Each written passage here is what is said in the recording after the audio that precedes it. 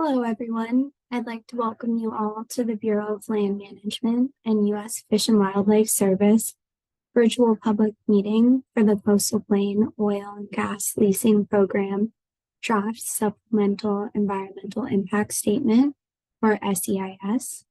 We're going to give folks a few minutes here to join the webinar, and then we'll begin the PowerPoint presentation and introduction shortly, so please stay tuned.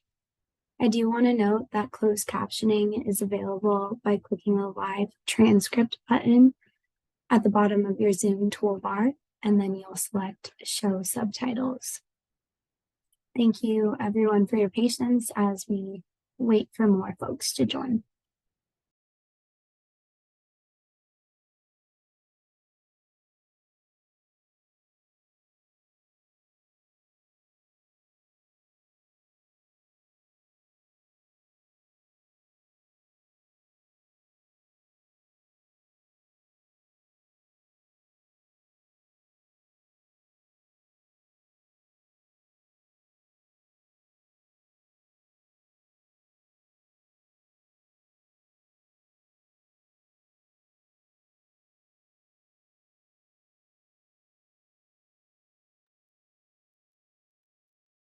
Again, welcome everyone to tonight's meeting. We're going to give folks a few more minutes to join the meeting, so please stay tuned and we'll start the presentation shortly.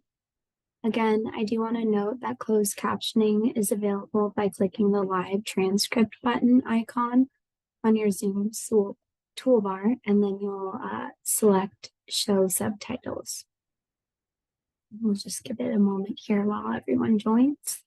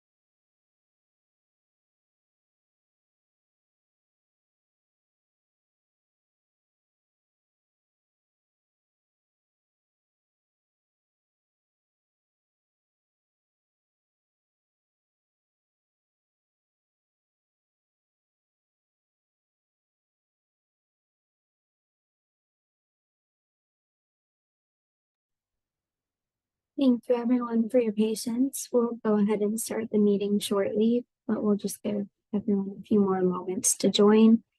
Again, if you'd like to access closed captioning, you can do so by clicking the live transcript button at the bottom of your Zoom toolbar, and then you'll select show subtitles.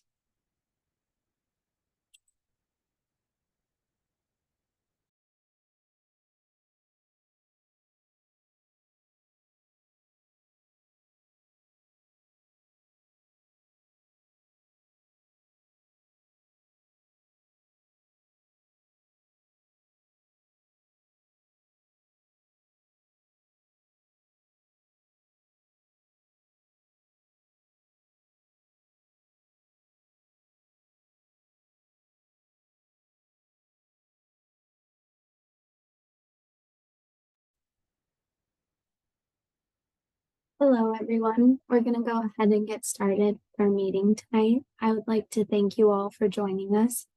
We appreciate your time and participation. My name is Megan Stone with Environmental Management and Planning Solutions. We are the lead consulting firm that is working with the BLM and the service on this project, and I'm going to be your meeting facilitator this evening. Additionally, we have members of the BLM and the service on with us who will be introduced in a moment. Next slide, please. Before we get started with the presentation, I'm going to go over some ground rules for the meeting. First, your microphones and videos will be turned off for the duration of the meeting tonight. You will only be unmuted if and when I unmute you during the verbal public comment portion of the meeting if you are commenting. Second, this meeting is being recorded as part of the project record, and the recording will be posted to ePlanning. After the presentation, we will move into the verbal public comment portion of the meeting. We ran a registration report at the start of the meeting to identify those that indicated they wanted to offer a verbal public comment tonight. These individuals are on our list of pre-registered commenters. We will randomize this list of pre-registered commenters and will call on you after I provide additional instructions. Additionally, we do know that we have one community with multiple people joining us from the same device tonight. So we're going to go ahead and save those folks for last, just for ease of speaking and passing that microphone around. All right. If we have time remaining after we've gone through our list of pre-registered commenters, we will open the verbal public comment portion of the meeting up to anyone who would like to offer a verbal public comment tonight who has not already done so, regardless of whether you selected yes or no to commenting when you registered for tonight's meeting. To allow everyone an opportunity to provide verbal comment, we will be using the 3-minute time limit for each commenter, and we'll have an on-screen timer that will start when you begin your comment. If you do not get the opportunity to offer your verbal public comment this evening, written public comments can be submitted by November 7th, 2023 on the BLM's ePlanning website. We will provide further information on how to submit your written public comments during the presentation and in the Zoom chat. With that, I will now turn it over to Serena Sweet, who is the project manager for the BLM. Hello, and welcome to this public meeting for the Coastal Plain Supplemental Environmental Impact Statement. I'm one of the project managers for the Bureau of Land Management. As a quick update today, did want to let you all know that we have been granted a 15-day comment period extension. So our new comment period is now going to be November 7th of 2023.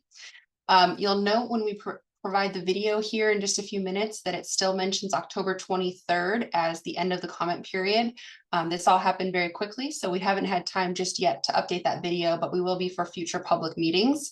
And we'll be providing some reminders throughout the testimony portion as well to let everyone know. Just wanted to provide a quick update on that. But with that, I will now pass it off to my counterpart at BLM, Stephanie. Thank you, Serena. Hello, everyone. Good evening. Thank you for being here this evening for our meeting. Again, my name is Stephanie Coons, and I am the other project manager from the Bureau of Land Management for the Coastal Plain Supplemental Environmental Impact Statement. I will now pass it over to our counterpart at the Fish and Wildlife Service, Bobby Joe. Hi, everybody, and welcome. My name is Bobby Joe Skibo, and I work with the U.S. Fish and Wildlife Service here in Alaska out of our regional office in Anchorage.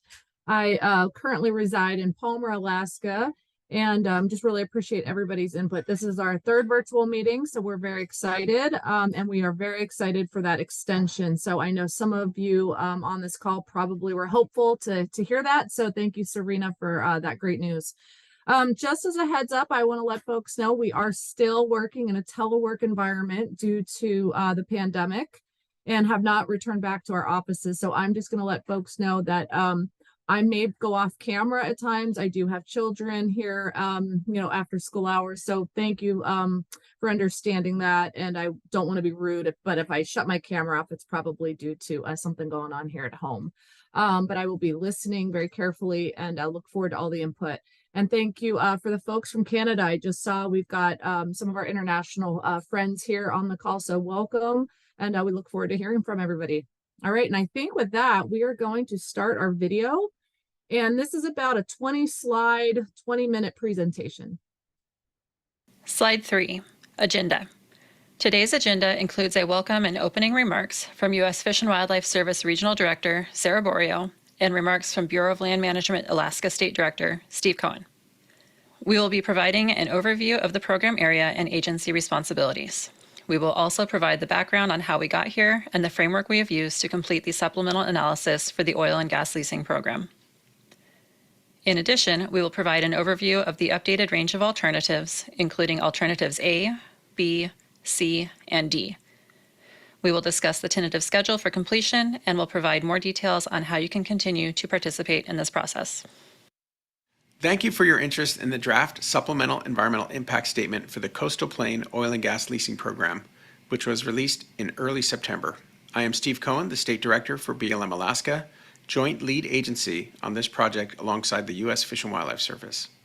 BLM's involvement in this program began when the Tax Act directed us to oversee and manage the Coastal Plain Oil and Gas Leasing Program.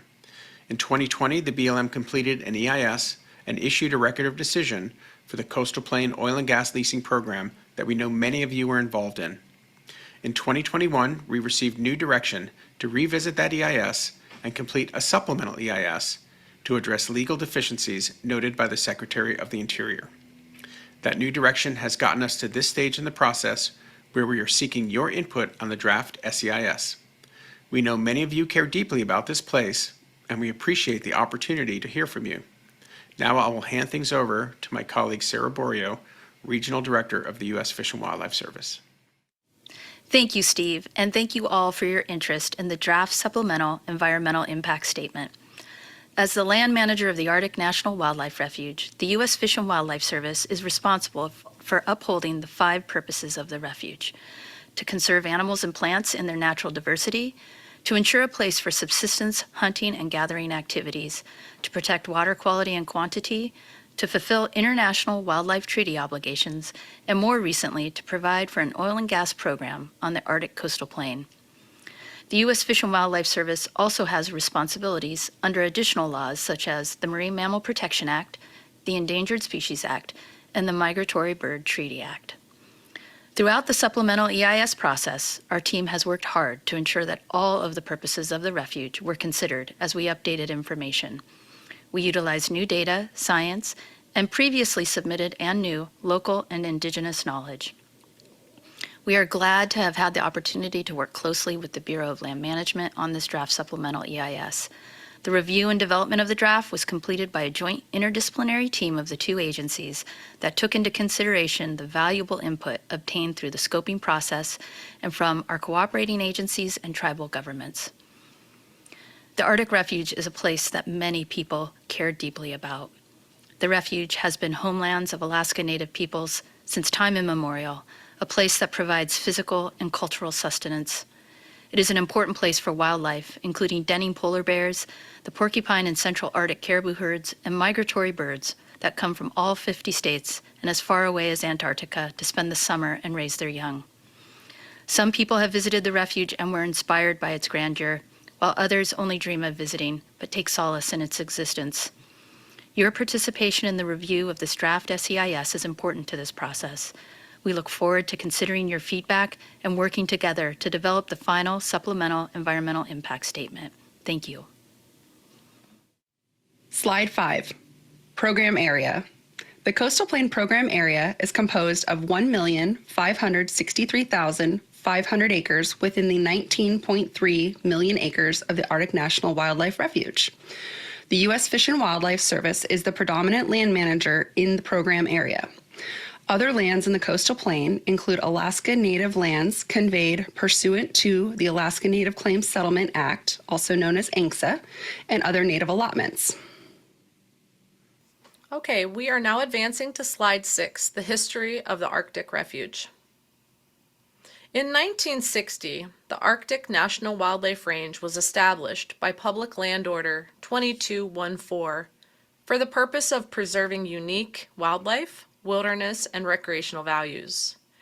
And in 1980, the Alaska National Interest Lands Conservation Act, also known as ANILCA, redesignated and expanded the range as part of the larger Arctic Refuge. It also designated much of the original range as wilderness under the 1964 Wilderness Act and provided 4 purposes to guide management of the entire refuge. Slide 7, Tax Act Overview. Public Law 115-97, known as the Tax Act, was signed into law on December 22, 2017, and removed a prohibition on oil and gas leasing, development, and production in the coastal plain, and created a 5th new purpose for the Arctic National Wildlife Refuge, to provide for an oil and gas program on the coastal plain. In the supplemental environmental impact statement, all 5 purposes are being considered with equal importance. The Act also directed the Secretary of the Interior, acting through the Bureau of Land Management, to establish and administer a competitive oil and gas program for the leasing, development, production, and transportation of oil and gas in and from the coastal plain. Slide 8, Tax Act requirements. The Tax Act required not fewer than 2 oil and gas lease sales within 10 years of enactment, 1 sale not later than 4 years, and a second sale not later than 7 years from enactment. The Act also required that at least 400,000 acres be offered for lease in each of the 2 lease sales in areas that have the highest hydrocarbon discovery potential. The Act also provided that up to 2,000 acres of production and support facilities could be authorized. Slide 9, 2019 Environmental Impact Statement and Executive Order 13990. The Bureau of Land Management developed an environmental impact statement published in September 2019 and a record of decisions signed in August of 2020. In January 2021, the Bureau of Land Management held the first of 2 required lease sales and 9 lease tracts were leased. The Tax Act requires a second lease sale by December 2024. On January 20, 2021, President Biden issued Executive Order 13990, which directed the Secretary of the Interior to place a temporary moratorium on all activities related to the Arctic Refuge Oil and Gas Program, and to review the program and conduct a new comprehensive analysis of the environmental impacts of the program. Slide 10, Department Review. The Secretary of the Interior's review of the final Coastal Plain Environmental Impact Statement identified multiple legal deficiencies in the underlying records supporting the leases, including but not limited to 1. Insufficient analysis under the National Environmental Policy Act, including failure to adequately analyze a reasonable range of alternatives in the EIS, and 2. Failure in the August 2020 Record of Decision to properly interpret Section 20001 of the Tax Act. Further review identified that the foreign greenhouse gas emissions analysis was also deficient. It was also determined that information related to subsistence resources and subsistence use and access should also be reanalyzed as part of this process. The Department's review led to the issuance of Secretarial Order 3401 on June 1st of 2021. That directed the BLM and Fish and Wildlife Service not to take any action to authorize any aspect of the Coastal Plain Oil and Gas Leasing Program until this Supplemental Environmental Impact Statement process was completed, and called for a notice of intent to be published that kicked off this Supplemental Environmental Impact Statement process. Slide 11. Supplemental Environmental Impact Statement Overview. The Notice of Intent was published on August 4th, 2021. 6 virtual public meetings were held between September 14th and 16th, 2021. Public scoping ended on October 4th and generated approximately 105,000 public comments that were reviewed and used in our analysis. The Oil and Gas Leasing Program Supplemental Environmental Impact Statement evaluates the impacts of different leasing scenarios and what terms and conditions could apply to those leases. It does not, in and of itself, authorize on-the-ground exploration or development. Future on-the-ground actions requiring BLM approval, including potential exploration and development proposals, would require further National Environmental Policy Act analysis based on site-specific proposals. Slide 12, Agency Responsibilities. In 2021, the Bureau of Land Management and the U.S. Fish and Wildlife Service signed a Memorandum of Understanding to work as joint lead agencies on the supplemental EIS. The BLM's main responsibility is to oversee and manage the oil and gas leasing program, which includes conducting lease sales and processing applications for relevant permits, as well as conducting the step-down National Environmental Policy Act analysis for future site-specific proposals. Now, the U.S. Fish and Wildlife Service, as the surface manager of the Arctic National Wildlife Refuge, will work closely with the Bureau of Land Management into the future on the implementation of the program to ensure that all 5 purposes of the refuge are equally considered. Although the Tax Act assigns responsibility to the BLM for administering the oil and gas program, It is understood that all activities that will be conducted on the surface of the Arctic National Wildlife Refuge would include close coordination with the U.S. Fish and Wildlife Service, and that is to ensure that the surface management considerations are taken into account. The service, where appropriate, will also engage in consultation under the Endangered Species Act. In addition, the BLM will coordinate with other appropriate federal, state, and North Slope borough agencies, tribal governments, Alaska Native Claims Settlement Act corporations, and other Native organizations as appropriate. Slide 13, cooperator agencies. We want to thank each of the following entities for supporting the development of the draft supplemental EIS through providing specialized expertise and input over the last years. Their involvement in the process allows for dialogue and input that is highly valued. So thank you to the state of Alaska, the Environmental Protection Agency, the Native Village of Kaktovik, the Inupiat community of the Arctic Slope, the Native Village of Venati Tribal Government, Venati Village Council, and the Arctic Village Council. Slide 14, Supplemental Analysis Overview. Since the Notice of Intent was published in August of 2021, the joint lead agencies have been working to review and address the identified legal deficiencies and defects of the 2019 Environmental Impact Statement and Record of Decision. This review and development of the draft SEIS was completed by a joint interdisciplinary team of the two agencies working through a consensus-based process and took into consideration the valuable input that was obtained through scoping and from our cooperating agencies and tribal governments. This resulted in an updated purpose and need statement to recognize the change in joint leadership and the need to balance the 5 statutory purposes of the refuge, whereas not one purpose supersedes the others.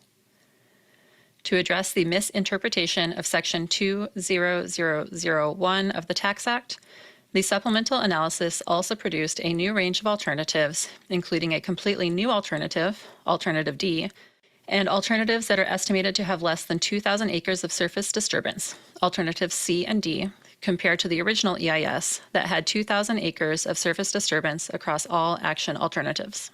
The team also focused on significant updates to the lease stipulations and required operating procedures using the best available science, data, and indigenous knowledges that are available.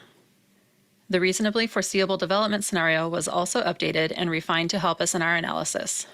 You can find this updated scenario in Appendix B, and you will see how each component of surface disturbance, such as central processing facilities, roads, or gravel pits, are now being calculated and how this applies to each alternative under consideration. Our team has also conducted a more comprehensive analysis of greenhouse gas emissions and have updated the analysis for your consideration in the draft SEIS. We have also updated and reanalyzed information related to subsistence resources and use and access and have produced a new ANILCA Section 810 subsistence evaluation. Slide 15, updated range of alternatives. The table that you see shows that the alternatives under consideration include A, B, C, and D. The table also highlights how stipulations and required operating procedures were addressed and how analysis, seismic exploration, and surface disturbance acres would apply across the range. Slide 16, Alternative A, no action.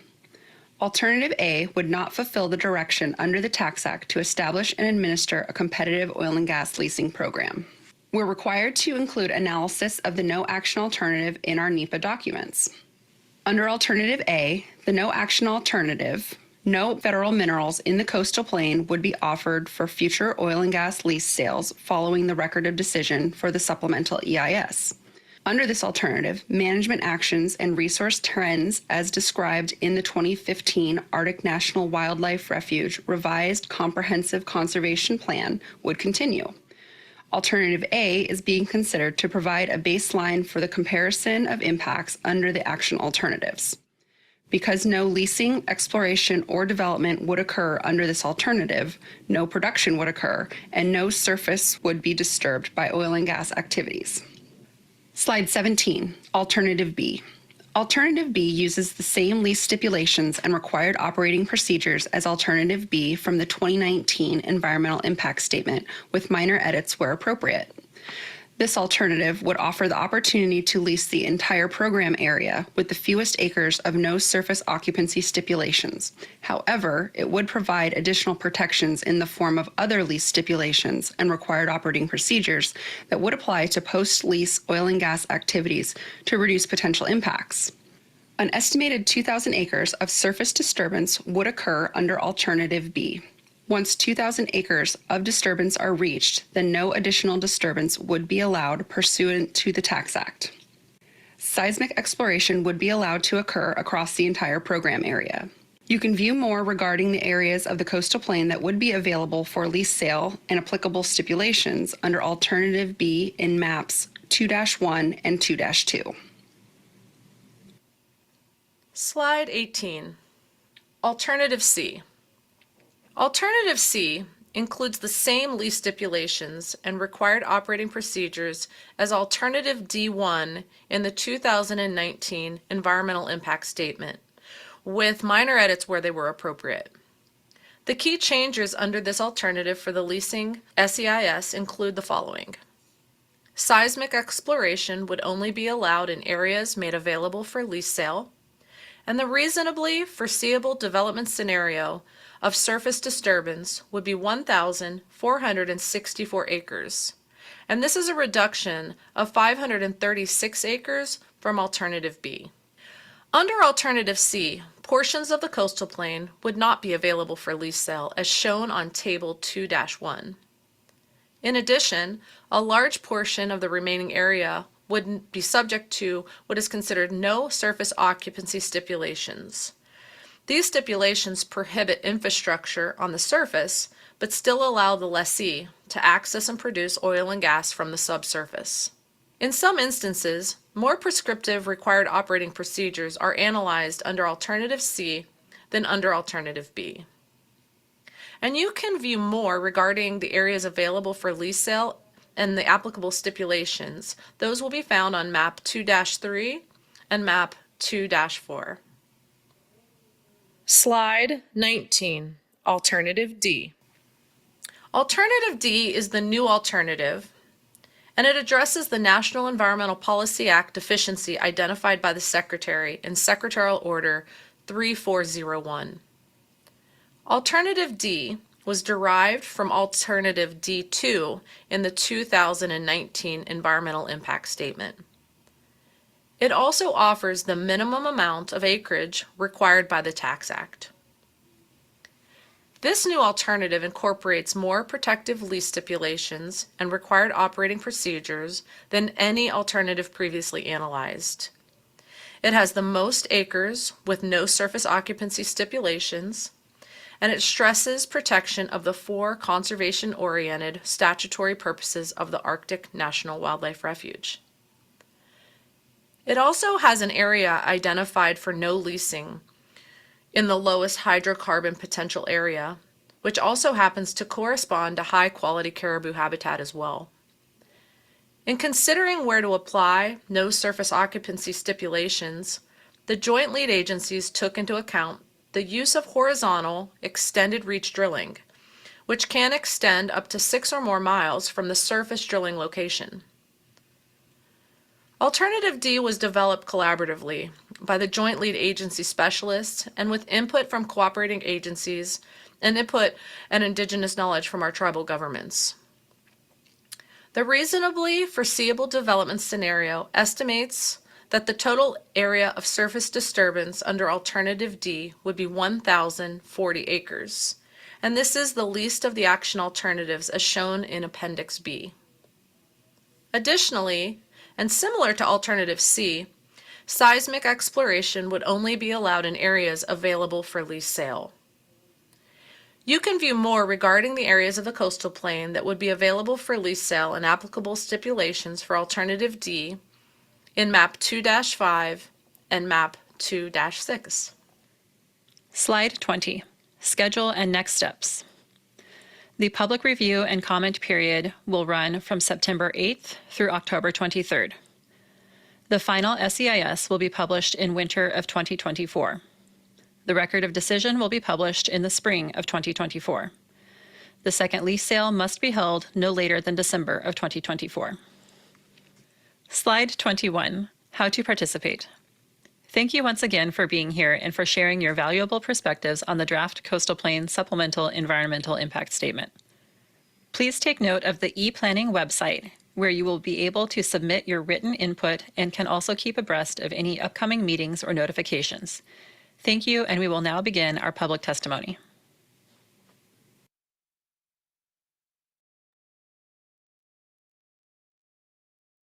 All right.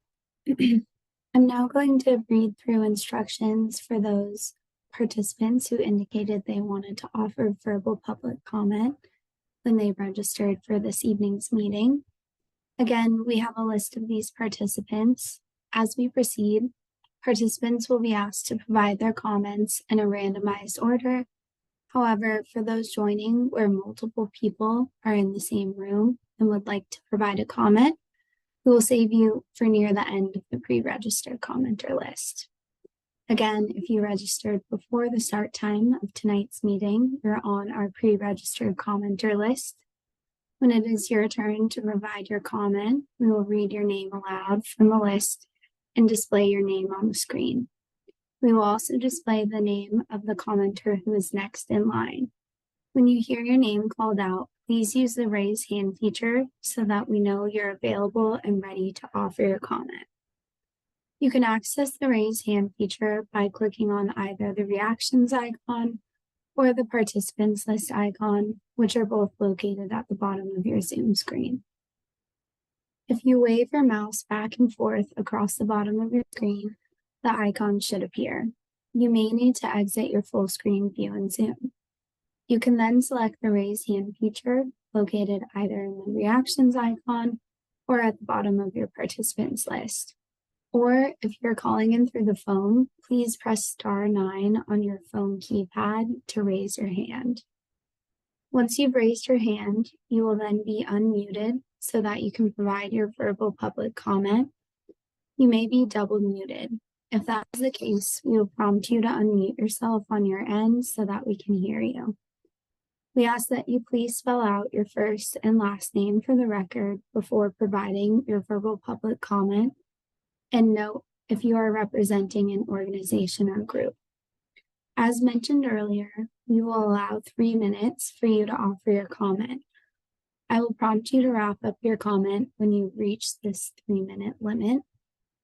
After you've provided your comment, we will mute you and move on to our next commenter. Again, once we have worked our way through the current list of pre-registered commenters, if we have time remaining, we'll move on to those who registered after the start time of tonight's meeting, who selected they wanted to offer a comment.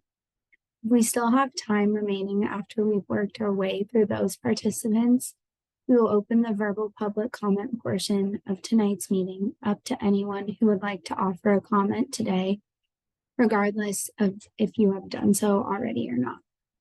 Next slide, please.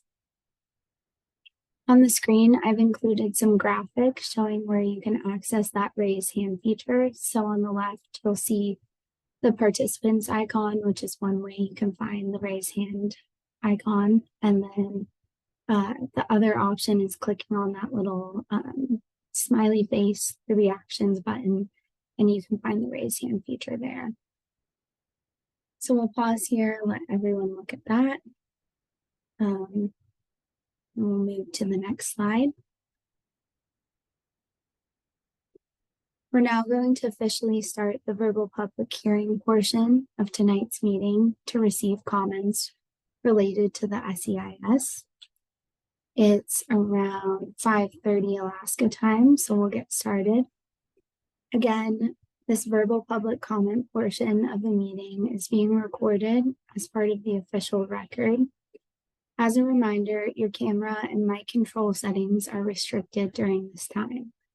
You will only be able to talk if and when you are unmuted, so please remember to speak when prompted.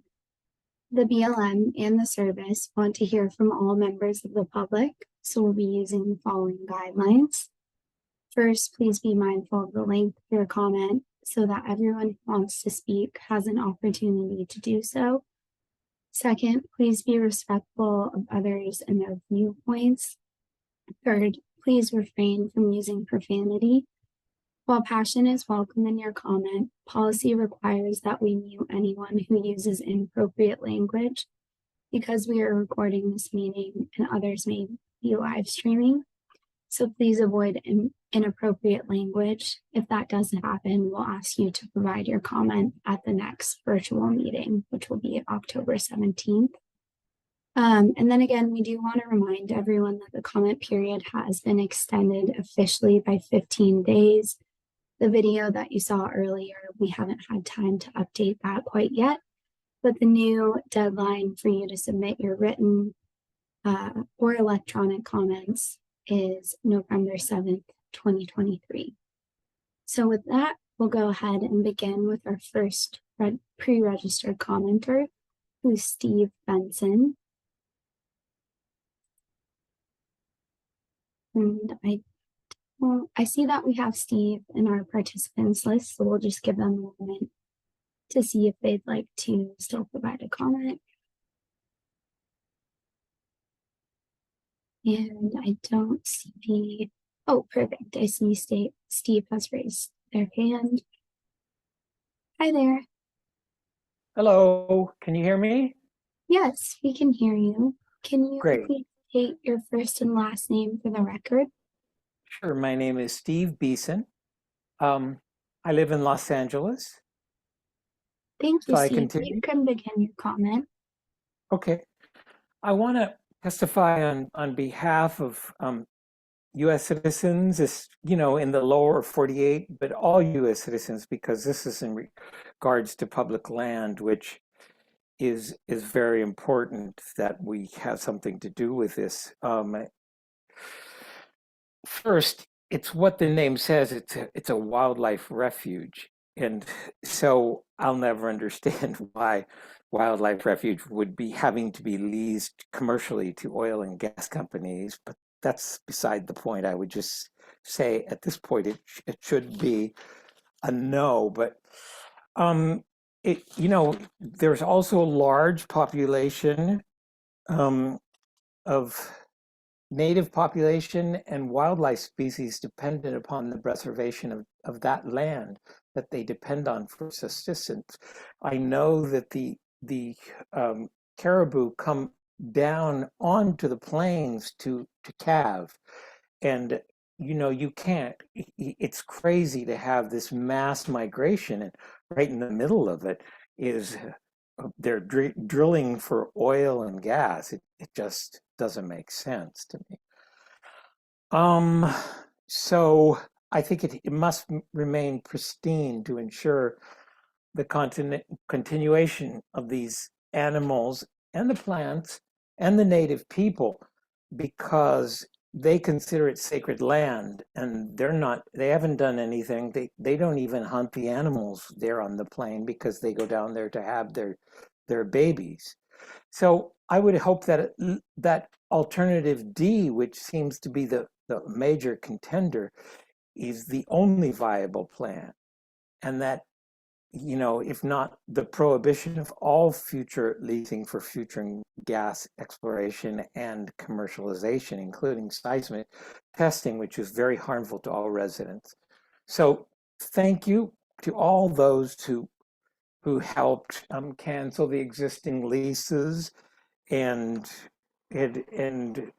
I would hope that the oil and gas leasing would be stopped permanently.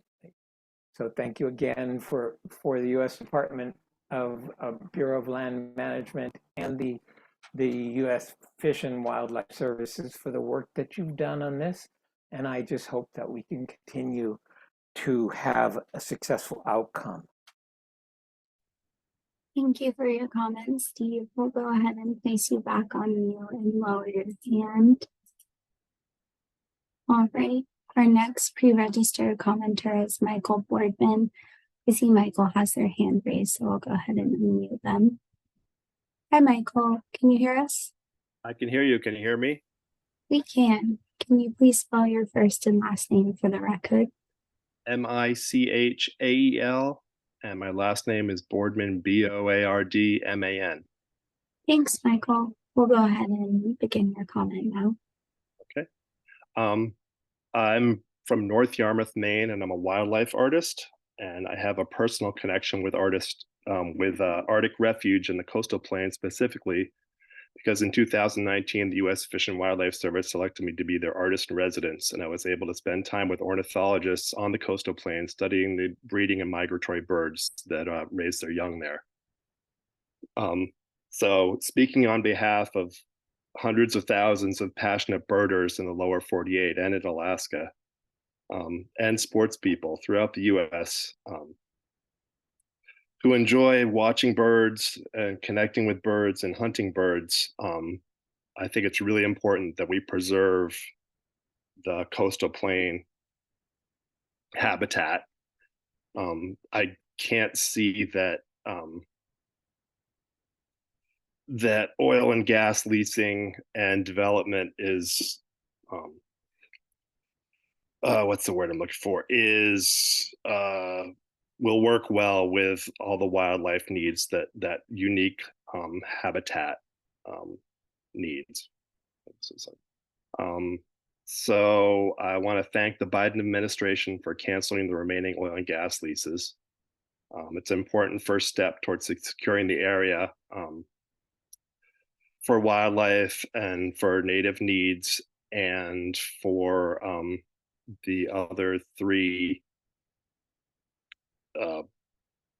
purposes of the refuge, minus the latest one, which I think is a little bit ridiculous. So my thoughts are that we should have the least amount of impact, if any impact at all, on the coastal plain. So my preference would be A, but foregoing that, D. Thank you for your time. Thank you for your comment, Michael. We'll go ahead and place you back on mute and move on to our next pre-registered commenter, who's Pamela Tate. I do see Pamela in our list of commenters and that they've raised their hands, so we'll unmute you now. Oh, let me go back to Pam and just unmute her. Hi there. We can hear you. My name is Pamela Tate, Pamela Tate.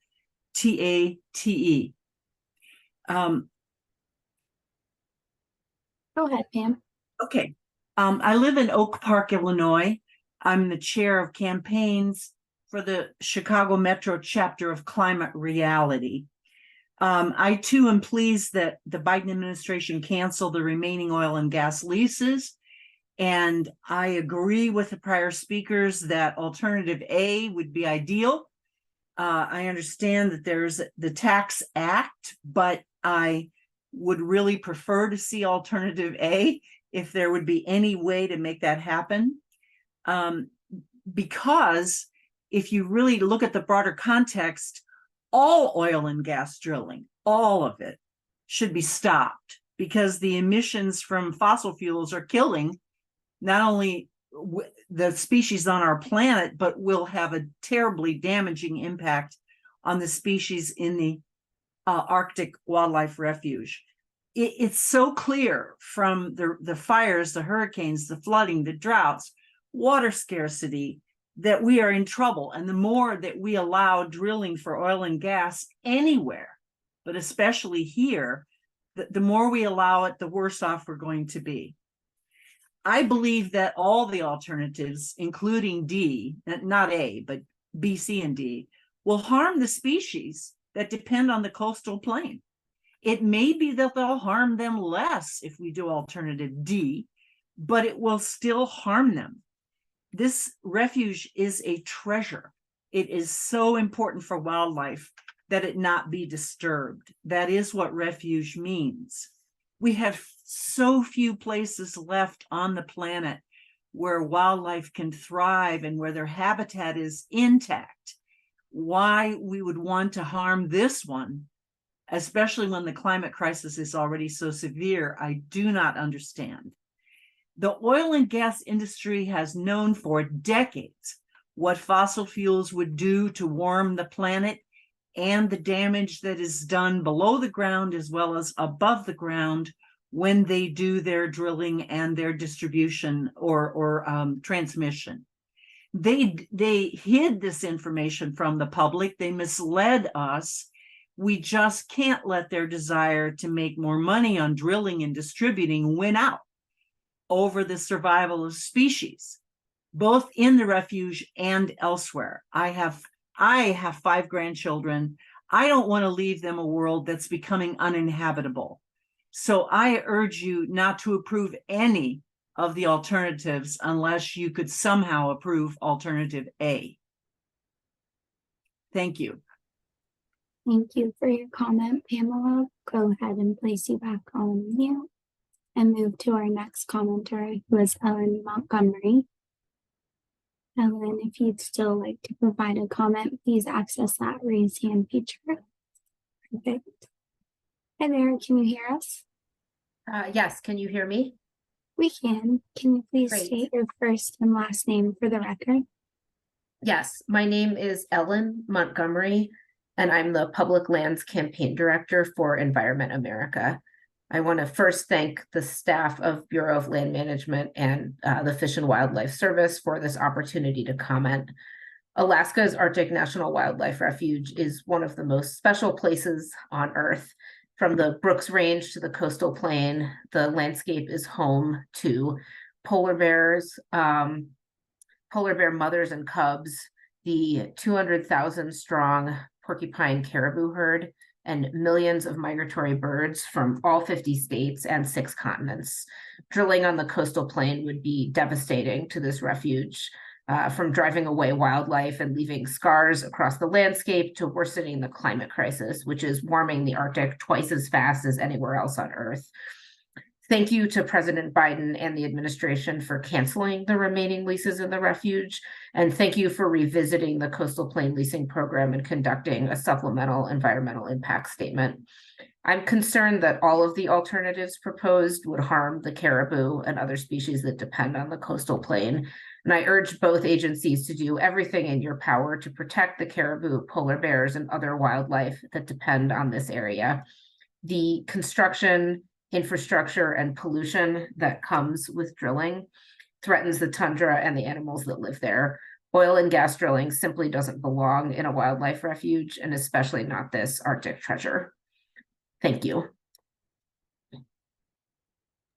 Thank you for your comment, Ellen. Go ahead and place you back on mute and move to our next pre-registered commenter, who's Bill Woodridge. See, Bill has her hand raised, so I'll go ahead and unmute them. Oh.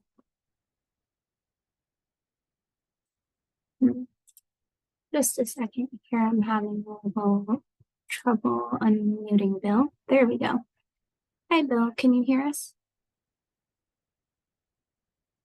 Can you hear me? Yes, we can. My name is Bill Woodbridge. That's BILLWOODBRIDGE. I'm from Santa Barbara, California. I am affiliated as a member and volunteer with the Sierra Club and Climate Reality Project.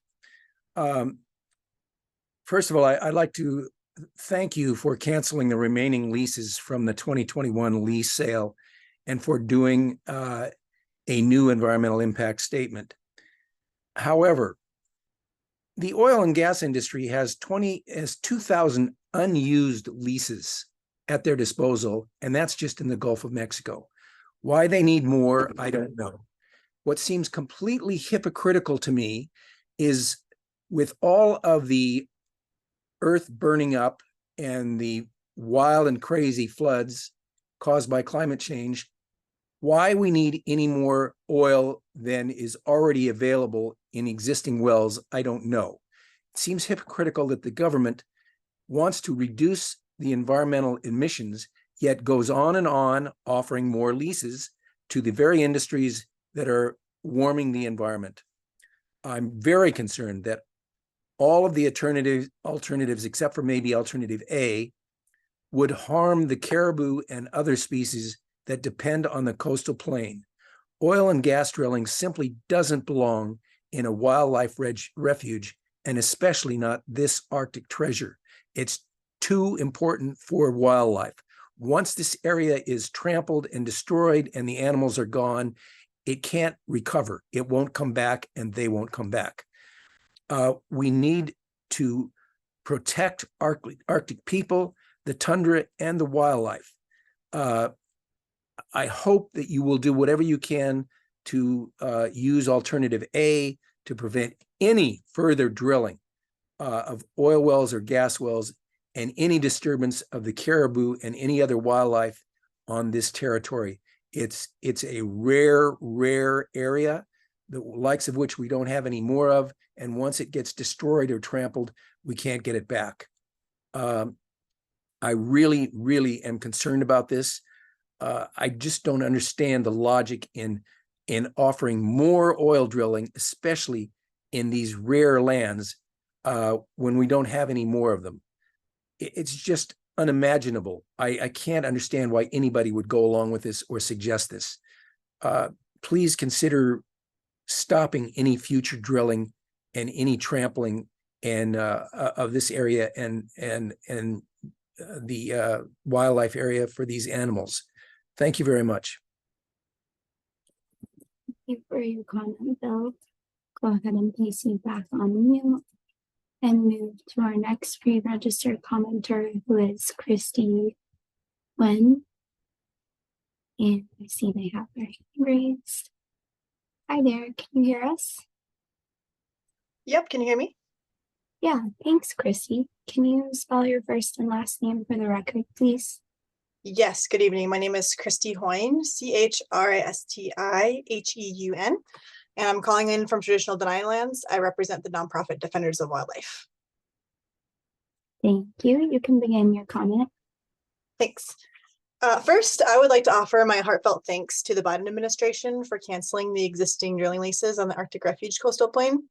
This is truly a victory for all of those who care about the Arctic, our global climate crisis, and due process under the law. Opening up a national wildlife refuge to drilling is counterintuitive to protecting the species it serves to protect. It goes without saying that migratory species will be cut off or rerouted from their habitat, and serious negative consequences to 3 of 4 caribou herds that calve on Alaska's North Slope are unavoidable under all alternatives that comply with the Tax Act mandate to drill. Caribou are an iconic species in the Alaskan Arctic, and they're renowned for undertaking some of the longest migrations on the planet in some of the harshest conditions. They play a critical role in the Arctic food web, as well as for the culture, traditions, and food security of many indigenous groups and other peoples across the Arctic. Caribou and reindeer populations have dropped by over half in the last 20 years across the globe. And we really need to think seriously about long-term survival of this species, starting with these conversations we're having today. The ANILCA 810 analysis concludes that potential impacts to herd size as a result of displacement of maternal caribou are still anticipated to be negligible. Potential impacts to herd size as a result of behavior, feeding, and body condition changes are not anticipated to impact population size.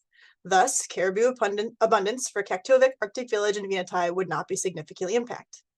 Similarly, it states that large-scale displacement and consequent large decreases in the abundance of porcupine caribou herd available for subsistence is unlikely.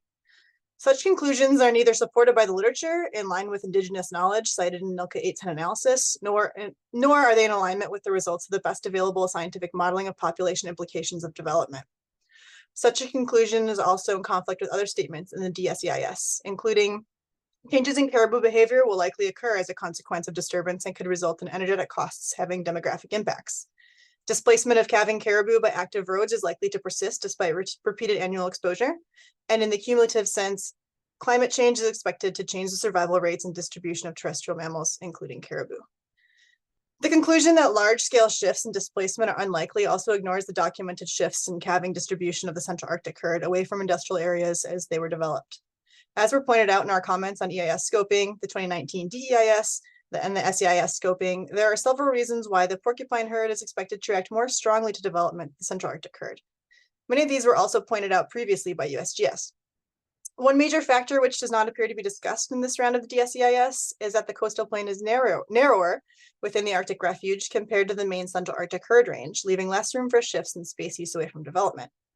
And while Alternative D gives greater protections to wildlife like caribou, it simply does not go far enough to ensure the health of this species. We hope that the BLM and the Fish and Wildlife Service will think carefully about what they're willing to lose in the name of development.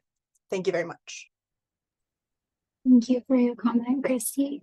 Go ahead and We'll move on to our next pre-registered commenter, Lois Norgard. Go ahead and unmute you, Lois. Hi there, can you hear us? Yes, thank you. Yeah, I'm Lois Norgard, Lois, L-O-I-S, Norgard, N-O-R-R-G-A-R-D. I'm the National Field Organizer for Alaska Wilderness League, and I live on Dakota lands in Bloomington, Minnesota. So thank you so much for the opportunity to comment here today. I am very concerned for the two greatest threats to the planet, basically the loss of biodiversity and the climate crisis. And this proposal of leasing the Arctic coastal plain actually ties into those two very directly. I would like to believe that as a society, we now recognize more than ever the many intrinsic values of nature. We must fully recognize the damage we are causing to nature, for we may be the last generation with the time to change course and make better decisions that will preserve these valuable places and sources of life for the next generation and beyond. I do want to thank the Biden administration for canceling the leases as an important first step towards protecting the coastal plain of the Arctic Refuge. But I urge our Federal Bureau of Land Management and Fish and Wildlife Service to fully consider the impacts that any oil and gas development would have on the rights of Indigenous peoples, vital habitat for endangered wildlife that they rely on, and our global climate future, as other people have mentioned. The alternatives set forth in the draft SEIS do not grant strong enough protections to the porcupine caribou herd, which the Gwich'in Nation relies on for cultural survival and food security.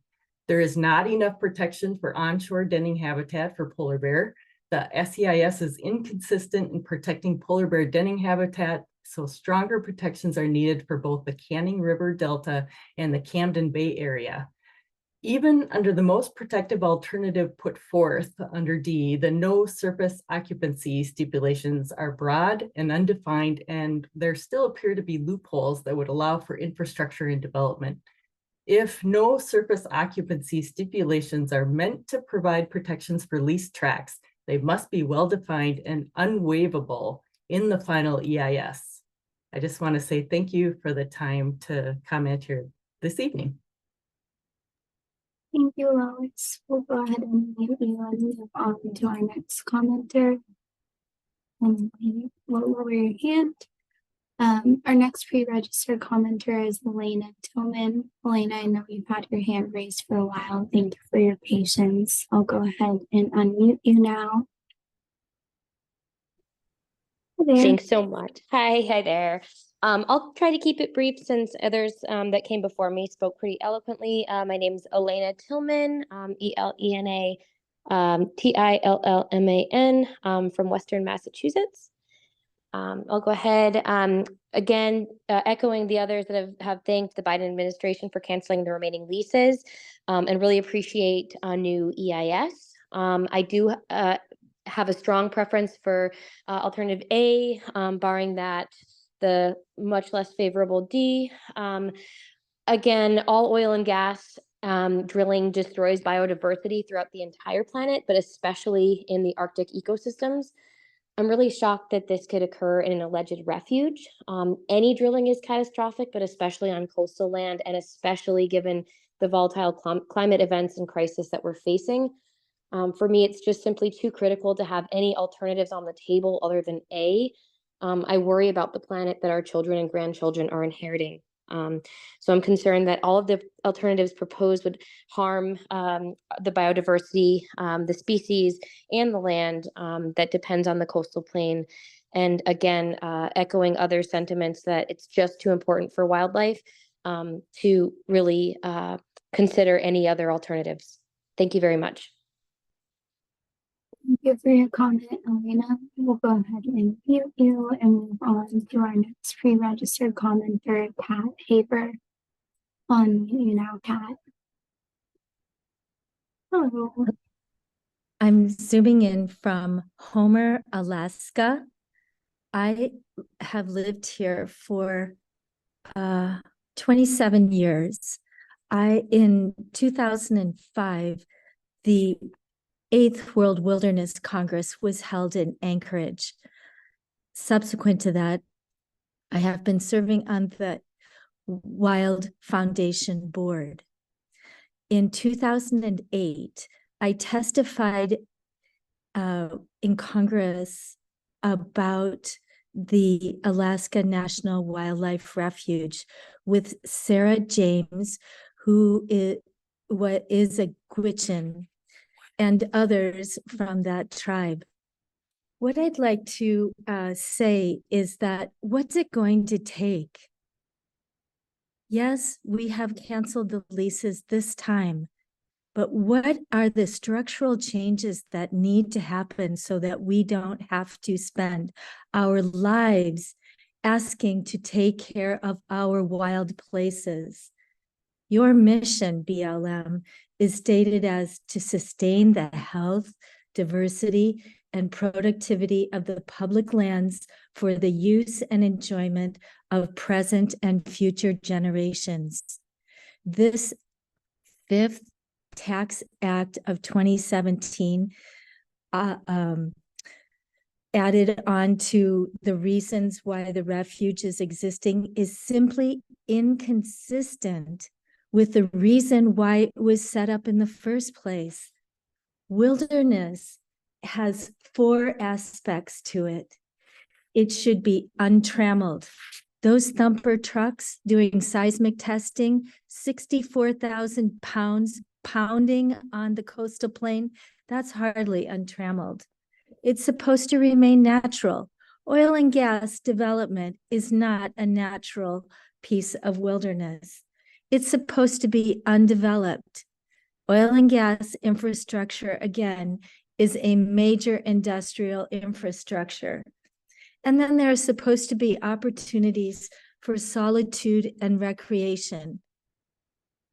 When I was back there, listening to all of the Gwich'in tell us about the respiratory diseases and their way of life and subsistence living, simply, we are not even thinking about anyone else except this present moment. That is inconsistent. We borrow our current decisions from future generations. We would be wise to be precautionary and minimal, and no leasing in this area or any wilderness in Alaska. Thank you for listening.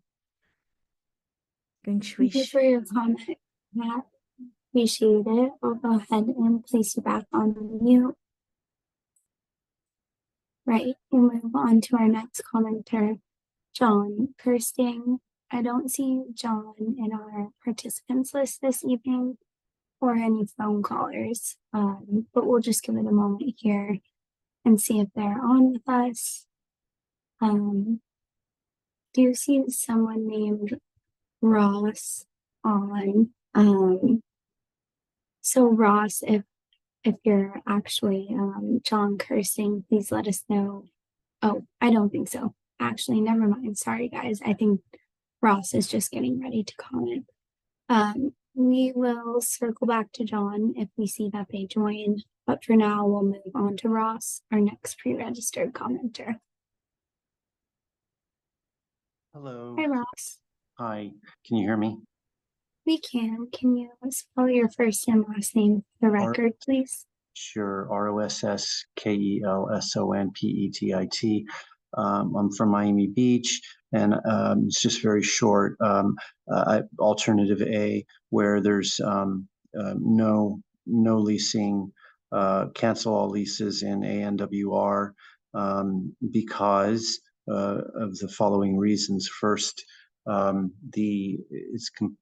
drilling is completely inconsistent and would destroy the habitat and the environment that was meant to be for a wildlife refuge. Believe that is what we need to have. We need to have nature for future generations to enjoy. There's a great amount of benefit for humans to have access to enjoy for having nature that is unspoiled, and of course the wildlife and the living the environment that is there now, of course, is would be able to thrive undamaged. The next thing is that extracting all of that carbon out of the ground is absolutely what the opposite of what needs to happen at this moment, at this point in time. Every gallon, every barrel of oil that is extracted is going to cause further climate catastrophe that we are currently seeing at this moment. And the last thing is the Gwinish Nation's way of life will be altered, and we have heard from their representatives that they do not want any drilling because it does alter and harm their way of life. And that is my comment. Thank you. And just thank you so much for the BLM and the FWS for allowing the public to comment. Thank you for your comment, Ross. We'll go ahead and move on to our next pre-registered commenter, who is Ruth Kastner. Sorry about that. I'll go ahead and unmute you, Ruth. Yes, hi. Can you hear me okay? We can. Can you Great. spell your first and last name for the record, please? Yes, so it's Ruth Kastner, RUTHKASTNER. Thank you very much for the opportunity to comment. Thank you very much for canceling the 2021 lease sales. I just want to speak in favor of alternative A, no action. I want to basically echo the comments of the preceding speakers, in particular, Kat Haber, who pointed out, I mean, the key thing here is that the so-called Tax Act of 2017 was actually an aberration. This is a wildlife refuge, as others have pointed out. And the fifth item that was added in the Tax Act is actually a violation. The fifth item being oil and gas development is, we all know, I think, that was a violation of the purposes of the refuge. So you can't sort of treat, the language I'm hearing is that there's a policy to treat all 5 items equally. Well, you can't do that because this fifth item is a destruction of the refuge. The fifth item of oil and gas development constitutes destruction and the violation of the very purpose of the refuge. So we can't, considering that equally with the others is like considering setting your house on fire equally with preserving your house. We all know we can't do this. We can't stand any more oil and gas development. We already see we're in serious climate jeopardy right now. Oil and gas drilling is a large-scale act of violence against wildlife, people, and the entire ecosystem. We know it's no longer a refuge under oil and gas development. And I just want to note that my understanding is that President Biden has waived a number of environmental laws in the process of building part of the wall at the southern border. So clearly we can waive laws. Let's waive the 2017 Tax Act for the right reasons to preserve life. Let's admit that it's an aberration and let's do alternative A. Thank you again for the opportunity to comment. Thank you, Ruth. Go ahead and move on to Rosalie Bright. It's our next pre-registered commenter. I'll unmute you now. Hi, Rosalie. Can you hear us? Hi, can you hear me? We can, yes. Can you spell your first and last name for the record, please? First name is Rosalie, Roselie. Last name Bright, Bright. You can begin your comment. Thank you. Okay, good evening. I'm Rosalie Bright, SCD. I hold a Doctor of Science in Epidemiology with a specialty in environmental health earned at Harvard. I had a career as a federal epidemiologist. I'm retired and speaking for myself. I will file details and citations for my statement in written form. Overall, I appreciate the hard work that went into the draft supplemental environmental impact statement. I have several points that would improve the final supplemental environmental impact statement. One, the DSEIS mostly restricts itself to local impacts and covers most of them well. However, the assessment of the impact of noise is outdated. Recent studies have shown serious health impacts from human-made environmental noise, including increased blood pressure, heart disease, raised stress hormones, brain damage, cancer, and death. The noise surely will also impact the health of wildlife. Two, furthermore, even though local air pollution is projected by the DSEIS to remain within standards, the impacts of increased air pollution will have impacts on public health, as has been shown in recent studies. The air pollution surely will also impact the health of wildlife. Three, the DSEIS should discuss the polluting and public health adverse impacts of the project on southern Alaska, the rest of the US, and the rest of the world. A, the contributions of burning oil and gas mined from the project will hasten global warming and cause more and worse storms, more and worse droughts, more and worse fires, more and worse inland and coastal floods, more and worse infectious diseases, poorer quality food crops, and disrupted land and marine ecologies. As we are already experiencing, these have huge health and economic costs. B, the use of the mined oil and gas to generate industrial energy and chemicals will continue to poison the land, water, and air in the surrounding communities, many of which are populated by disadvantaged groups. C, the use of oil to fuel combustion engine vehicles will end up generating more air and noise pollution, thus continuing to harm the people who live near major roads and highways in the US and throughout the world. 4, please do not let the fact that this document applies to a small fraction of total emissions deter you from regulating the sector as much as possible. Please do not allow any fossil fuel extraction from Alaska. All emissions count. Thank you for this opportunity to comment. Thank you, Rosalie, for your comment. We'll go ahead and place you back on mute and move on to our next commenter, Jenny Ghosh. Go ahead and unmute Jenny for us. Yes, I can hear you. Can you hear me?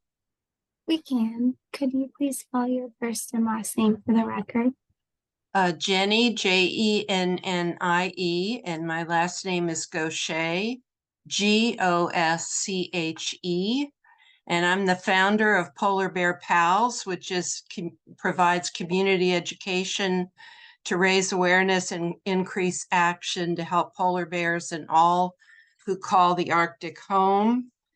I first want to thank President Biden and Interior Secretary Deb Haaland for canceling the existing leases in the Arctic National Wildlife Refuge. These were the first leases ever sold in the coastal plain, and it's heartbreaking.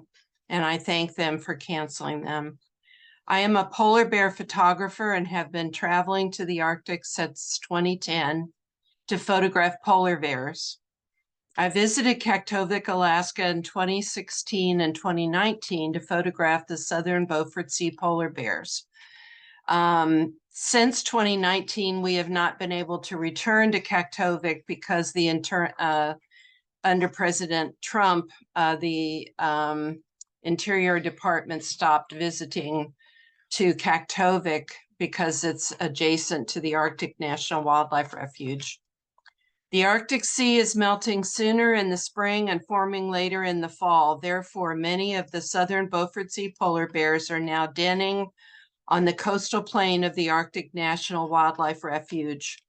Polar bear mothers go into birthing dens in November and December and remain in the dens until spring, giving birth and caring for their tiny cubs.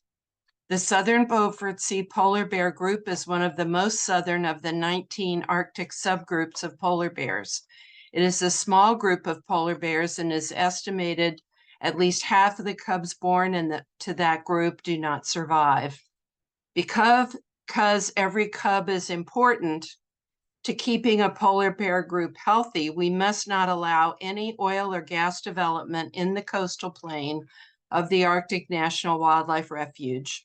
The refuge is home to polar bears, caribou, fox, wolves, and thousands of birds come to the refuge every summer to nest and raise their young. Oil and gas exploration would bring huge trucks onto the tundra to search for gas and oil. This would be done in the winter when polar bear mothers are in the birthing dens. The noise would cause a mother polar bear to abandon the den, and her cubs would certainly die. The EIS is inconsistent in protecting polar bear denning habitat. Please increase protection for denning polar bear sows and their cubs by preventing all oil and gas leasing in the coastal plain of the Arctic National Wildlife Refuge. I would prefer alternative A. Thank you for listening to my comments. Thank you, Jenny. All right, we'll go ahead and move on to our next pre-registered commenter, Marie Hale. Don't see that we have Marie in our participants list, but we'll just give it a moment in case they're on with us.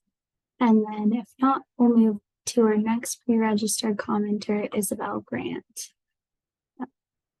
I'm still not seeing Marie in our participants list, so we can circle back to them later on. And we'll go ahead and move on to Isabel Grant. Do you see Isabel has her hand raised? So I'll go ahead and unmute. Hi there. Hello, can you hear me? We can. Great. My name is Isabel Grant, ISABELGRANT. I represent myself and the nonprofit organization Defenders of Wildlife. I am calling in from traditional Dena'ina lands where I both live and work. I would first like to thank the Biden administration for canceling the existing drilling lease sales in the Arctic Refuge coastal plain. This decision was an important step towards protecting the vital habitat within the refuge. The coastal plain sits at the intersection of 4 major migratory flyways and is an irreplaceable habitat for hundreds of migratory bird species. These birds come from all 5 continents, all 50 states, and travel thousands of miles to reach their stopover and nesting grounds in the Arctic Refuge. These species are all important components of the ecosystems they migrate to and from each year. They rely on the coastal plain as a rest and refueling point and as a nesting and rearing ground. Oil and gas development in this area would have long-lasting and devastating effects on this habitat and the birds that depend on it. The effects of oil and gas drilling on migratory bird populations would impact other ecosystems and habitats throughout the U.S. and around the world. The coastal plain is also critical habitat for the endangered southern Beaufort Sea polar bears and the porcupine caribou herd. These polar bears are the most imperiled population in the world, and they depend on the coastal plain for denning habitat. The porcupine caribou herd calving grounds are also located within the coastal plain. These caribou are integral to the culture, traditions, and food security of the Gwich'in Nation. Despite improvements made in the draft SEIS, the protections offered in Alternative D are not strong enough, and I urge the Biden administration to carefully consider public comments and adopt stronger protections for the land, people, and wildlife that depend on the Arctic Refuge coastal plain. Thank you for the opportunity to comment today. Thank you, Isabel. We'll go ahead and move on to our next commenter, Nancy Ladner. I'll go ahead and unmute you, Nancy. Hi, I'm Nancy Latner, NancyLatner. I grew up in the Boston area, but have spent the past 40 years in Dallas, Texas. I am a lifetime member of the Sierra Club and supporter of Polar Bears International, Environment America, Alaska Wilderness League, Center for Biological Diversity, World Wildlife Fund, and many other animal and environmental organizations. The Arctic National Wildlife Refuge supports the greatest variety of plant and animal life in the entire circumpolar north. It is one of our nation's most majestic places, home to the porcupine caribou herd, imperiled polar bears, spawning streams for Dolly Varden, Arctic char and other valued fish species, wolves, musk oxen, Dall sheep, Arctic foxes, and nearly 200 species of migratory birds that migrate to 6 continents in all 50 states. The refuge's biological heart, the coastal plain, is no place for oil and gas development. Drilling would force changes to migration patterns and imperil at-risk wildlife like polar bears, which are listed as threatened under the Endangered Species Act and are federally protected under the Marine Mammal Protection Act. The southern Beaufort sea polar bear population already numbers as few as 900 individuals and is considered the most threatened. Oil drilling and the last remnants of undeveloped coastal habitat in an increasingly warming Arctic could actually eradicate polar bears from the US. I thank the Biden administration for canceling leases, an important step towards protecting the coastal plain of the Arctic refuge. I also urge decision makers to fully consider the impacts that any oil and gas development would have on the rights of indigenous peoples, vital habitat that endangered species rely on, and our global future. The alternatives set forth in the draft SEIS do not grant strong enough protections to the porcupine caribou herd, which the Gwinnett Nation relies on for cultural survival and food security. We urge the Biden administration to adopt strong measures to prevent impacts on subsistence for local communities, fragmenting of the calving grounds of the porcupine caribou herd, and adverse effects on threatened polar bears and many other animals and plants from dangerous oil and gas activities. I would prefer no oil and gas exploration be permitted, which is alternative A. If that cannot happen, then alternative D is the least harmful, but even that is too extreme. Thank you for your concern for the wildlife, people, and planet that will be greatly affected by your decisions.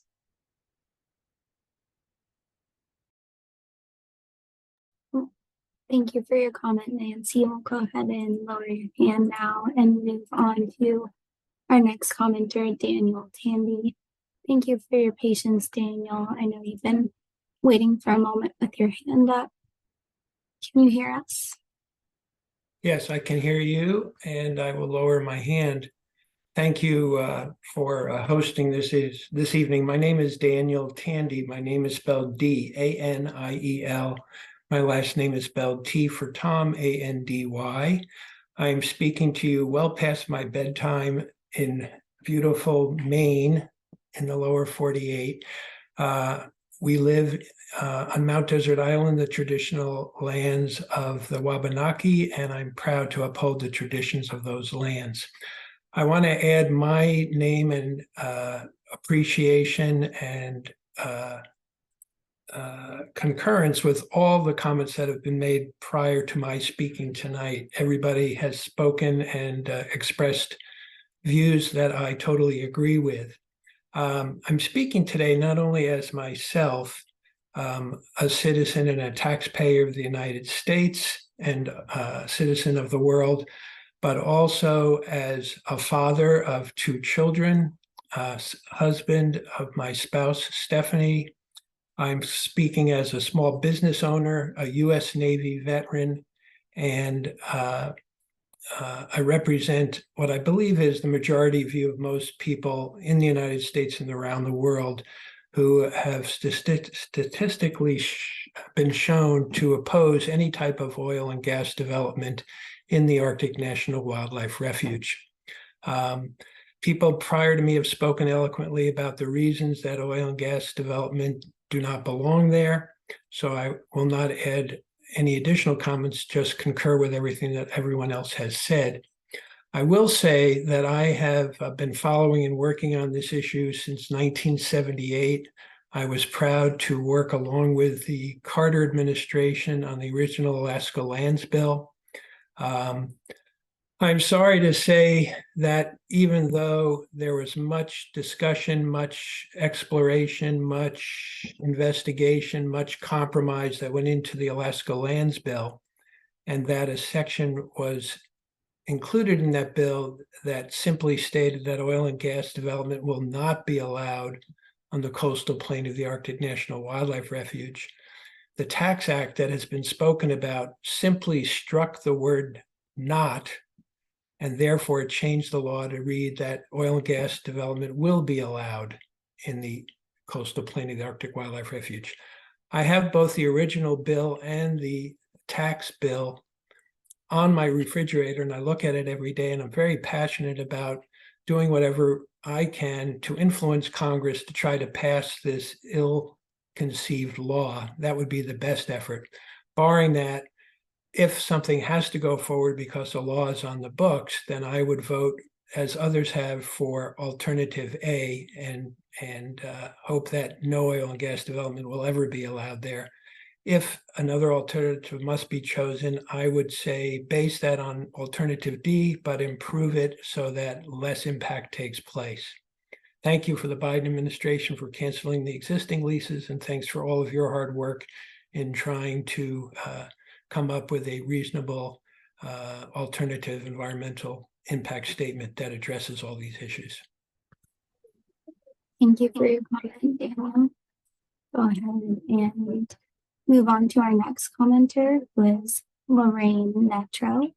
I do know that Lorraine is joining someone else in the same room, so I'll go ahead and unmute Lawrence Fox now to give Lorraine a chance to provide their comment. Hi there, can you hear us? Hello, yes, I can hear you. Hi, can you spell your first and last name for the record, please? Yes, my name is Lorraine Netro, Lorraine Netro, and I am from Old Crow, Yukon, Canada. Thank you. You can begin your comment. Thank you so much. First of all, I would like to say huge masicho. Thank you very much to the Biden administration and the Secretary of Interior, Deb Haaland, for canceling the last lease sales in the Arctic National Wildlife Refuge. The Arctic National Wildlife Refuge is the homelands to the Kutchin Nation. The Arctic National Wildlife Refuge is a sacred place for our Kutchin people. It's called in our Kutchin language, it's called Ajikwatsatkwandaigodle. It's a sacred place where life begins.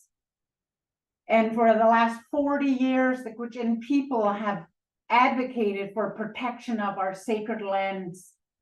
There's many times that I've traveled down to Washington, D.C. with my fellow Kutchins and leaders and our knowledge keepers to add our voice to say why there should be no oil and gas drilling in the Arctic National Wildlife Refuge. The Kutchin people have a spiritual connection to our lands, to the waters, and to the animals. The porcupine caribou is the main source of food for our people, the Kutchin people. Right now, as I'm sitting here speaking to you, my people in my community are harvesting caribou so that our families can be nurtured during this winter season.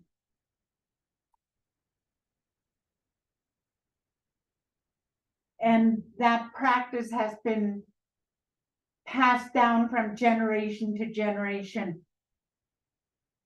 Our traditional culture relies solely on our daily traditional practices in our life, our Kutchin way of being. And for that, there's alternatives that you provided. There's no alternatives that I can select that would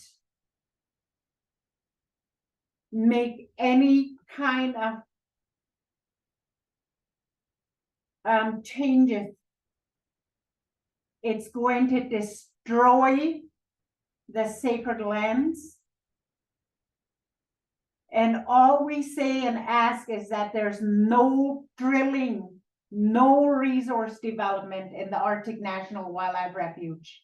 We make decisions for our future generations. Thank you very much. Thank you for your comment, Lorraine. Go ahead and mute you guys now. And we do have our next commenter, who is Lawrence Fox. We also know that we have another group who is sharing a meeting space together. So we'll go ahead and see if CPAWS Yukon would like to raise their hand and have one of their folks in their room provide a comment. Okay, I see Lawrence has their hand raised, so we'll go ahead and unmute them. Hi there. Hi there. We have I think you might be a little turned around. We're all in a group together. And we'll be speaking next from the Buntukwitchin First Nation as well. She's joined us here in Whitehorse this evening. Thank you for having us. We've created a community together. So if you'd like to have Erica go next, that's probably the appropriate course of action, please. Yes, perfect. Thank you for clarifying that for me. Apologies for the confusion. Please go ahead. Hello, my name is Erica Tija Tram. I'm a citizen of the Buntukwitchin First Nation in Old Crow, North Yukon, Canada. I am a mother and an advocate, and so I'm happy to be here today. And from the bottom of my heart, I want to thank the U.S. citizens that spoke to this issue earlier. It lifts my spirit to hear that we are in fact not alone, and that we share and are unified by our common vision for this unique and rich area.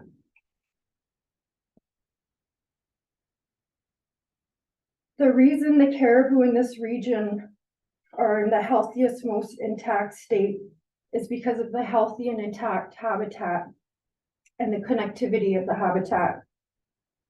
We're seeing herds in the south where development occurs are creating herds to isolate in remote, more inaccessible pockets of groups, making it difficult for the larger populations to aggregate. Our ancient nations had the vision and foresight to live our lives in a way that respected all that which we depended on. That is embedded in our spirituality and in our laws. The idea of oil and gas development in this region is mutually incompatible to what I saw and the US people saw in the original vision of this area.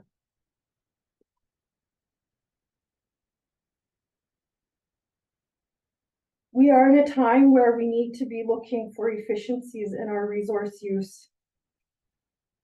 We need to be using the resources we have now in a way that supports our transition to a sustainable lifestyle. And our people are the beacon of what that is. The walls are closing in on us with the resource depletion of our salmon. We're seeing birds in our region disappear, and the fate of the caribou if oil and gas development goes ahead in this region. I think it would be crazy for any of the industry to move into this area and leave stranded resources at the cost of US citizens to pay. It doesn't make sense. The benefits are only realized by a few. So again, I just thank you for this opportunity. And we're not in support of any option for development in this region. Thank you. Thank you for sharing with us, Erica. We'll go ahead and place you back on mute. Actually, just wanted to confirm, is there anyone else in the room with y'all who would like to speak and provide a comment tonight?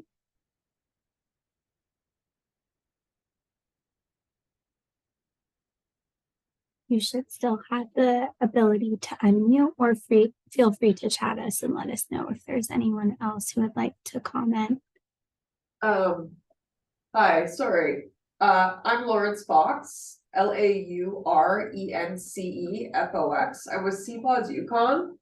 And I just wanted to make a note that hasn't come up in any of the proceedings that I've listened to so far. And what I find most shocking about this entire process, I have an elder and a mother here from the Bunchuk First Nation. And they're giving their time to discuss this matter yet again. And this entire proceeding is a despicable miscarriage of the democratic process. We're not here to debate whether or not this should happen. Your government made it a foregone conclusion that leasing must happen. And to pretend otherwise, that this is in some way a decision that your people, the Americans, get to make, is purely ludicrous. Americans make such a stink about democracy and American pride.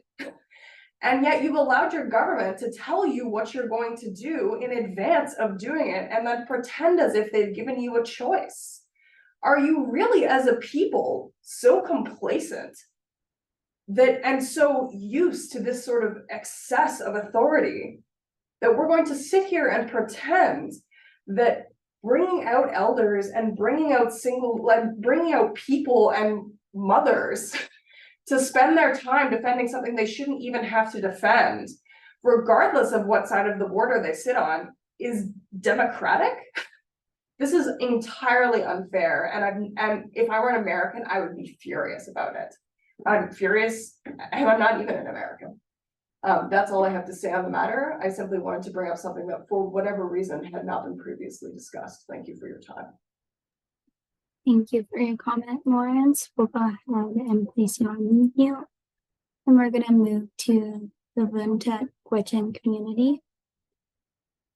I see they have their hand raised, and I think we also have a few people in the room who would like to speak. So I'll go ahead and mute you now. Hi there, can you hear us?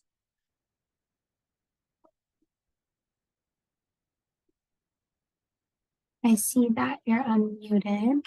We'll just make sure that the audio sounds good. Can you hear us now?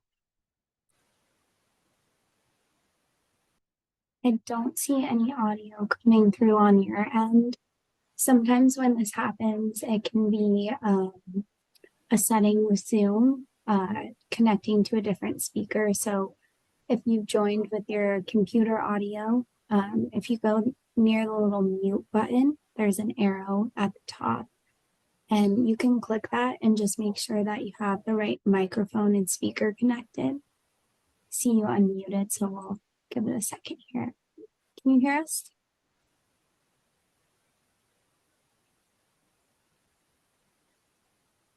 All right.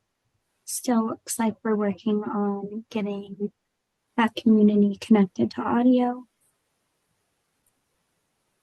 Again, one thing that can be helpful is just making sure you have the right speaker and microphone.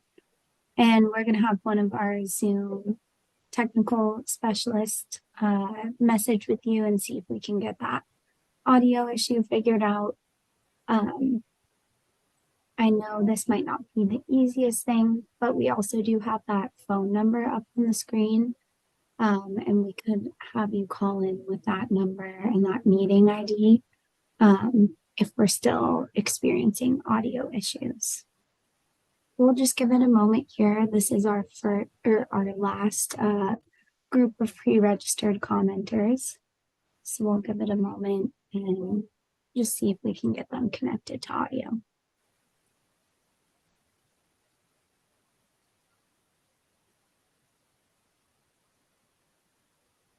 I'll try something out, and I'm just going to place you back on mute, and then I'm going to prompt you to unmute, and we'll see if this maybe helps.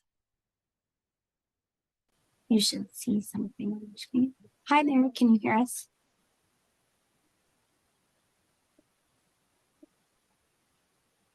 All right, looks like we're still having a little bit of an audio connectivity issue. Hello, can you hear me? Yes, we can hear you now. Amazing. Hello, yeah, okay. My name is Stanley Najudli, Senior from Old Crow, Yukon. I'm a Bunchuk member. Can you hear me? Yes, thank you, Stanley. And can you spell your last name for us? NJOOTLI. Thank you. You can begin your comment. Okay, get right to the point. We're harvesting caribou on a mountain here in Old Crow, the Porcupine Caribou Herd. And that's only about 4 miles from the community. And we're just happy to have the caribou herd come in time. And I just had a meal with my grandson, who's one year old and 9 months. We just had a meal of caribou. And right now in our community, there's a lot of little kids that are at that age and a little older that are having that same meal with their folks in the community, and that's our food. And also there's 7,000 Gwich'in people living in the north, and that's been their food for the last 10, 15,000 years. And what we like to do is have that continue. But not only that, we like the continuation of that herd. And we're living in basically in modern times. We understand what that means in terms of like protecting that caribou herd. This herd means a lot to the US and also to Canada. The US don't have very much wilderness areas where they have a lot of wildlife, and they don't have much joint animal herds across their borders that they're managing together. This caribou herd, it's travels in the US and Canada. There's an international agreement. Porcupine Caribou International Agreement was signed July 17th, 1987 in Ottawa, and by Secretary of Interior. Also, that agreement needs to go in effect. It has one portion in that agreement, one section of that agreement that needs to be implemented, and that's very important, is the allocation. And it is, I would encourage the US to get to the table and appoint their members and give this agreement some life again, as it had before, and give it some effect. And we can sit down and discuss allocation while the timing is good. We also have to manage this herd aside from protecting the calving grounds. The calving grounds is the impacts that would happen there definitely would not be beneficial overall for oil and gas development in that area. It is important to both countries to protect that area for the future, to have a wilderness for the future. And I think most American people understand that. It's the corporations that want to develop that. And I think, yeah. So thank you very much for listening to me. These 3 minutes went up pretty quick. Thank you, Stanley. And we'll have more time if you'd like to provide another comment. I do believe the next person in the room with you guys is Roger Kikovichik. Sounds good.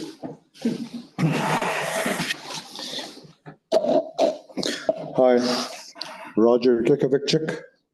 Last name spelled Kyikavithik.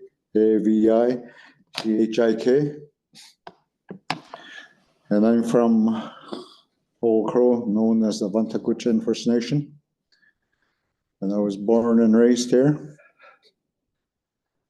I oppose any development in 1002 lands, and more now because of the climate change.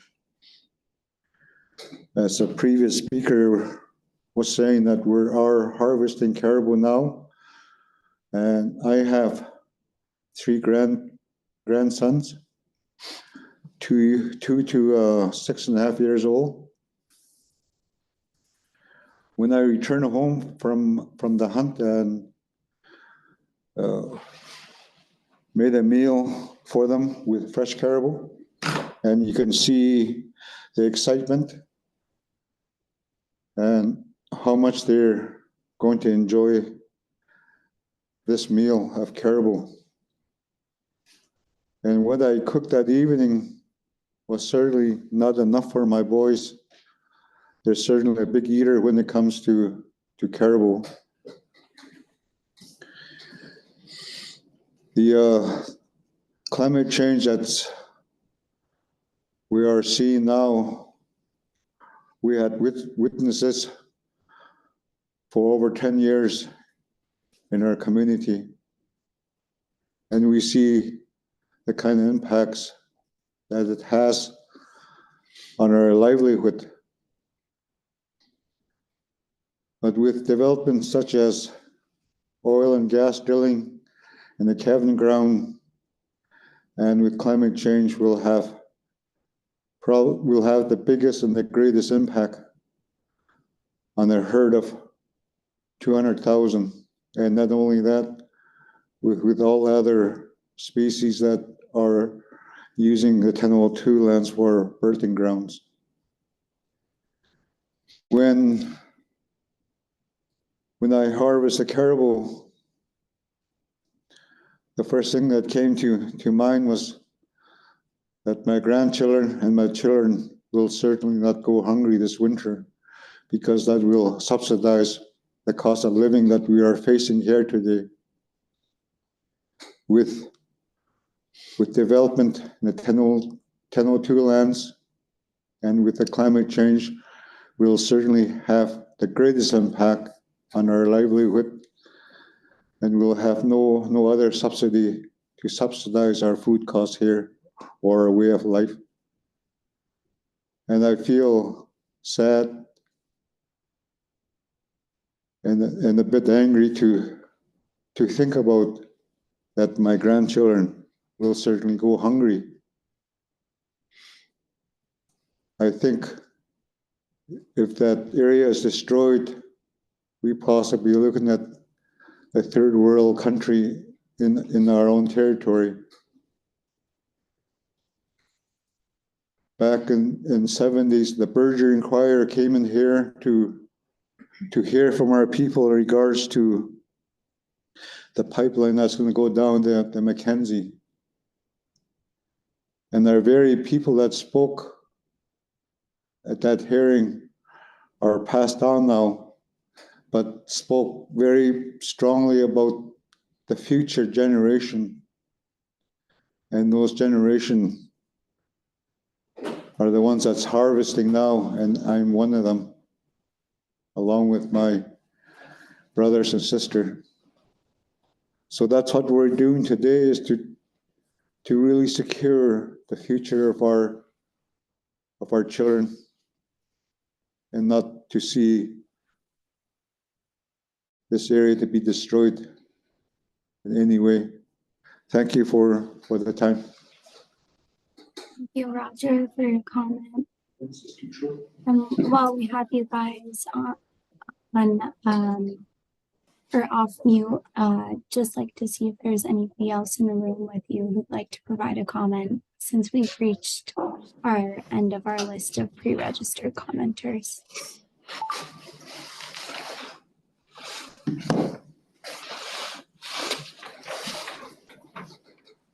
Anybody else?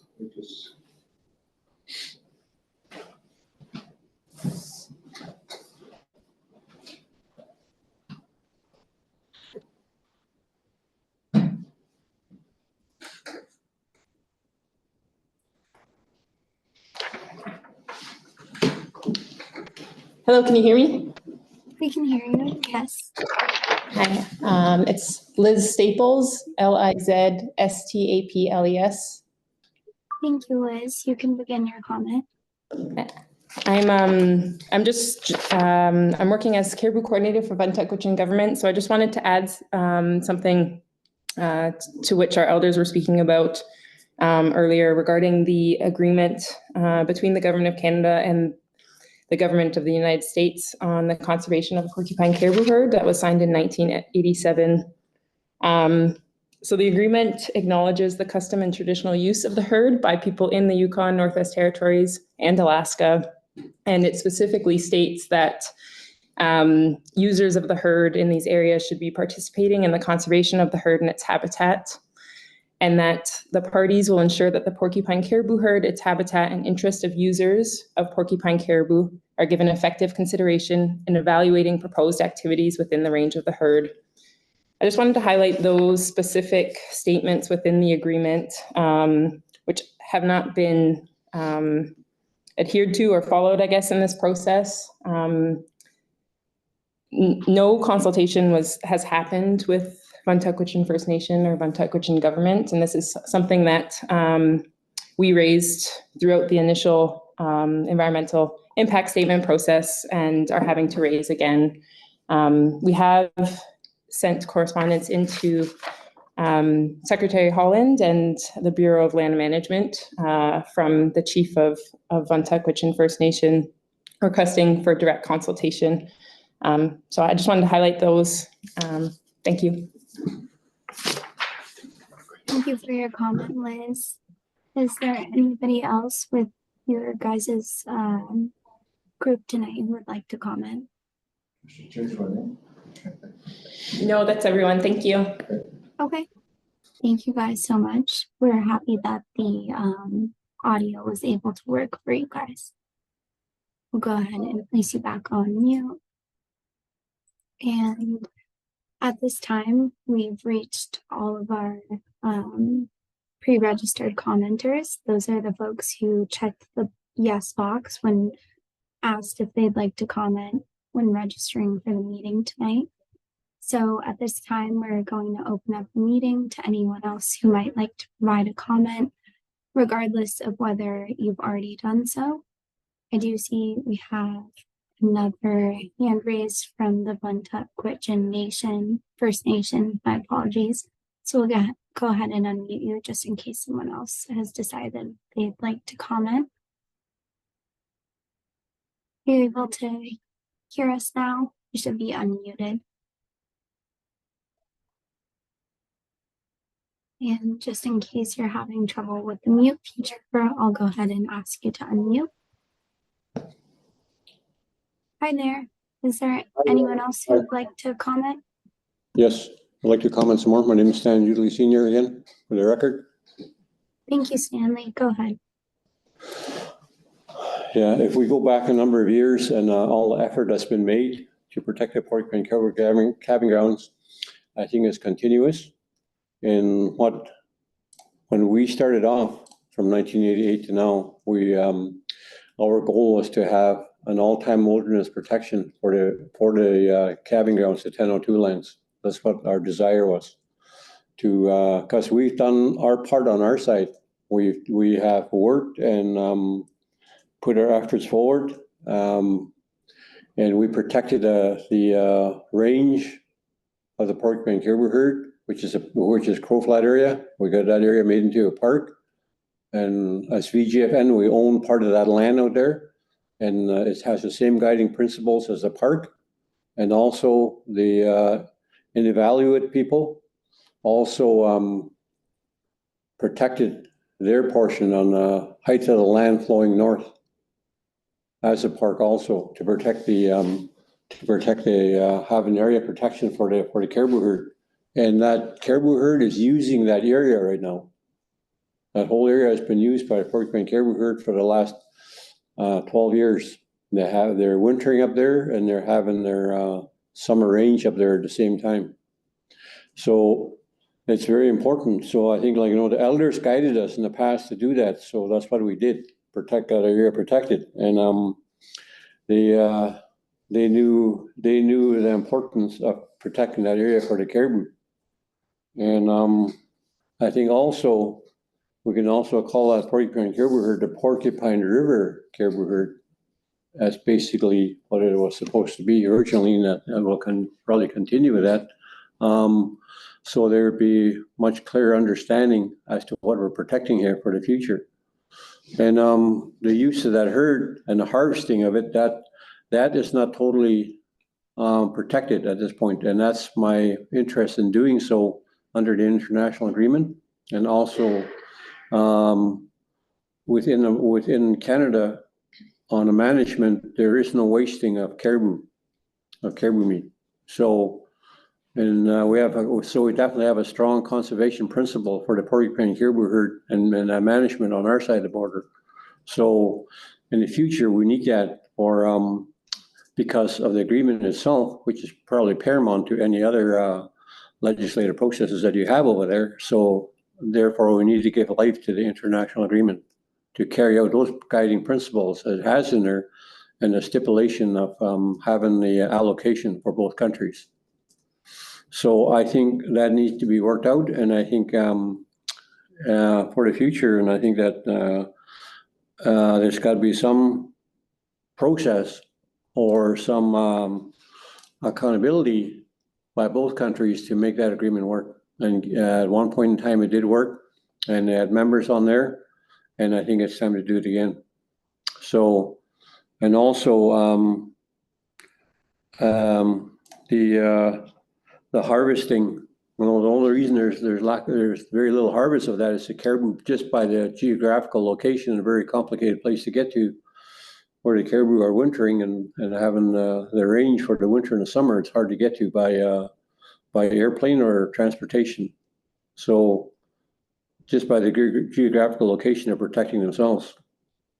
So that's the only thing that's protecting them right now, is from harvesting so much. So I think maybe we need to look at that, and the social, environmental, economic impact to the 1002 lands definitely would be detrimental to the caribou and to the lifestyle of the people.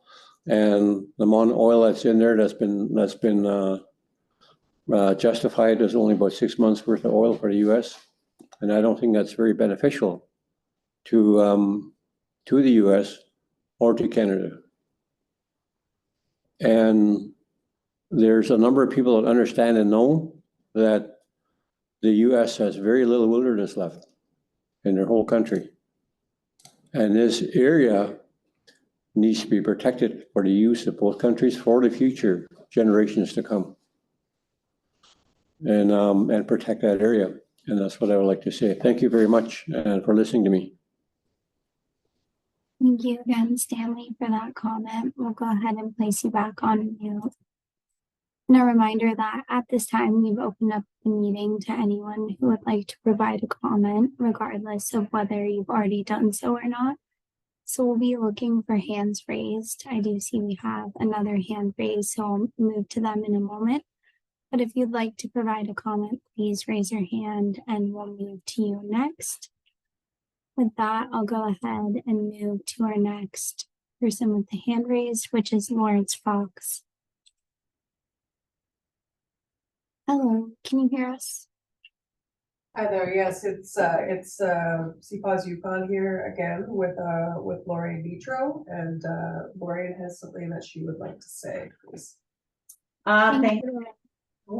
My name is Lorraine Nitro. I am from the Vantakuchen First Nation and Okro Yukon, Canada. I just would like to say Masik Cho for allowing me to add more comments to my previous comments. I am a mother and a grandmother, and I have 6 beautiful grandchildren. And as Gutchen people, when we make decisions for our people, we make decisions for all future generations. And when we're talking about the Arctic National Wildlife Refuge and the porcupine caribou herd, you know, we can't talk about one without the other. Our people is connected to the caribou, which is connected to the sacred place. And the decisions that we make today is for 7 generations from now.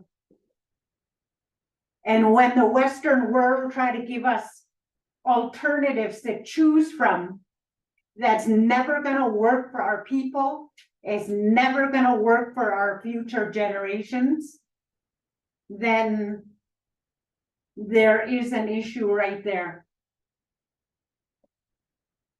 All the teachings from the Gutchen people has been passed down from generation to generation. And we take that very seriously. When we're talking about oil and gas drilling and seismic activity in the very sacred area where the porcupine caribou and many other species give birth to their young, then you're talking about a nursery.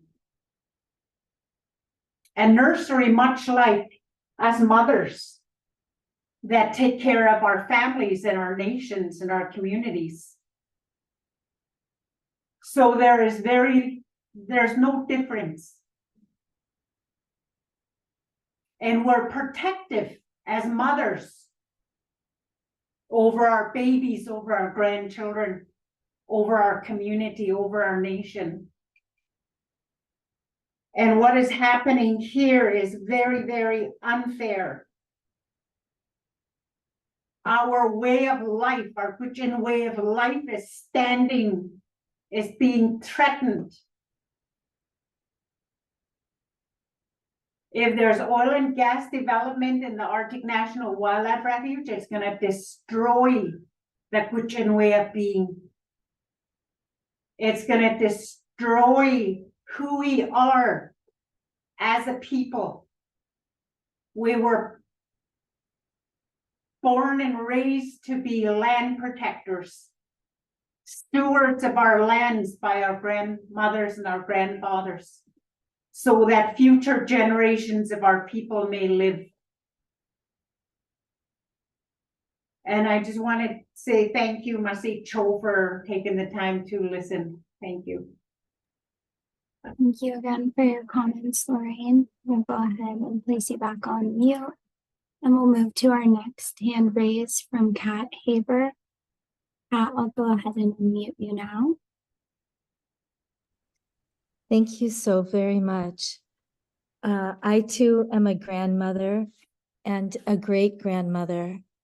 And I just invite all of the mothers, grandmothers, and great grandmothers to imagine if you were living in your place and suddenly your way of life, your spiritual grounding, your culture, your food, the way you live was all being threatened without your being heard, without your being seen, with you being called to a capital thousands of miles away for decade after decade after decade after decade. You have participated in all of the treaties and the agreements, and you felt like you have reached fair agreement between the United States and Canada, and still your way of life is being threatened. If that were my position, if I were standing in the shoes of the Gwich'in, I would do everything I could to protect my community, to protect our way of life. The world is hearing you. You are not alone. There are grandmas and great grandmas and mamas who are hearing you. And we are raising our voices. We might be just some voices now, but when we join with others, we become a choir. And then we sing a chorus that sounds like this: our finer future is with wild places intact. Our finer future is with the Gwich'in who speak their language proudly and wear their traditional dress and eat the food that they have eaten for millennia. The salmon, the caribou, whatever it is that is yours, that nourishes your body, I see that finer future. I see the rivers with waters running clear and clean. I see Deb Haaland, the Secretary of Interior, hearing you, responding in a way that is consistent with the original intent of the Alaska National Wildlife Refuge. Thank you for listening. We are with you. That is all. Thank you again for your comment, Pat. We'll go ahead and move on to our next hand raise which is from Jenny Oshie. I'm sorry, Jenny, I think I mispronounced that. I'll go ahead and unmute you now. Hello again. I already gave my comment earlier. Okay. Sorry, I saw your hand raised and I thought you might like to provide another one. We can go ahead and lower your hand though. Thank you for the opportunity. Of course. Thanks for confirming. All right. So at this time, we've again reached our end of our pre-registered commenter list, and we've opened the meeting up to anyone who would like to provide a comment, regardless of whether you've already done so or whether you signed up to provide a comment when registering for tonight's meeting. So I'm going to go ahead and keep an eye on our hands raised to see if we have any more. In the meantime, we will go ahead and post information in the chat about where you can submit written comments or electronic comments with that link that we have on the screen there to the ePlanning website. So we'll make sure everyone has that information. And then again, a reminder that the comment period has been extended and the comment period now closes on November 7th, 2023. We've got that link in the chat for everyone. If you click on that link, it'll open up the ePlanning website. And if you scroll, and you should see a little green button on the left side that says participate now. If you click that, that's where you'll be able to provide those electronic comments. And then we'll also get that information posted on where you can mail comments. And then again, that's going to be the website where you go to view the draft SEIS and related documents. So that we'll give it a few minutes here. I don't see that we have any hands raised right now. If we don't have any hands raised within the next 10 minutes or so, we'll go ahead and probably close out the meeting and pass it back to the BLM and the Fish and Wildlife Service for some closing remarks.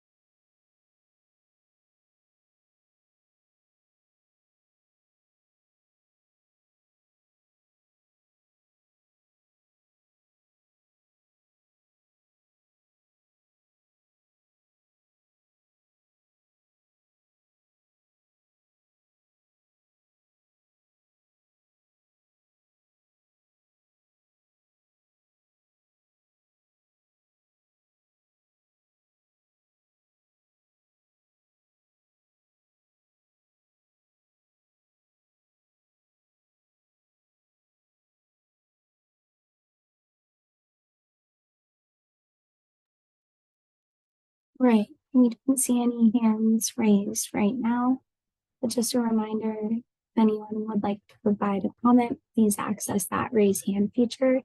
You can find it in your participants list, or you can look at the little reactions icon, which looks like a smiley face on the bottom of your Zoom toolbar. I don't see that we have anyone joining us by phone, but in case we did, you would press *9 on your keypad to raise your hand.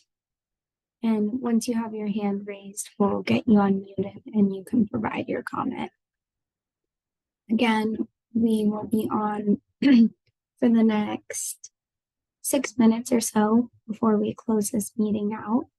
And we're putting information in the chat about where you can submit written and hard copy comments by November 7th, which is the new comment deadline. So thank you, everyone. We'll just keep an eye out to see if we have any hands raised.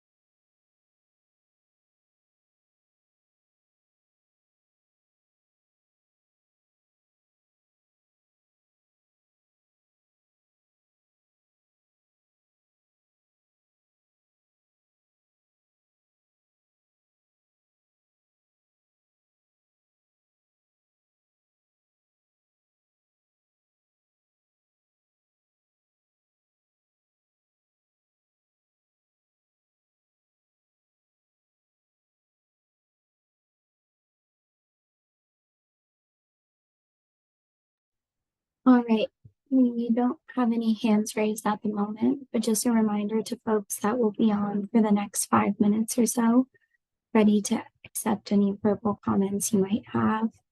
You're also welcome to submit hard copy comments to the mailing address in the chat or electronic comments. I do see we have a hand raised from Austin Masuk, so I'll go ahead and unmute them now. Hi there. Yeah, thank you. Can you hear me? We can hear you. Your voice is a little quiet, but we can hear you. Yeah, my name is Austin Amasuk. I'm a descendant of Kingik and Polarik Inupiaq people from Western Alaska. For the record, my name is spelled Austin, last name Ahmasuk.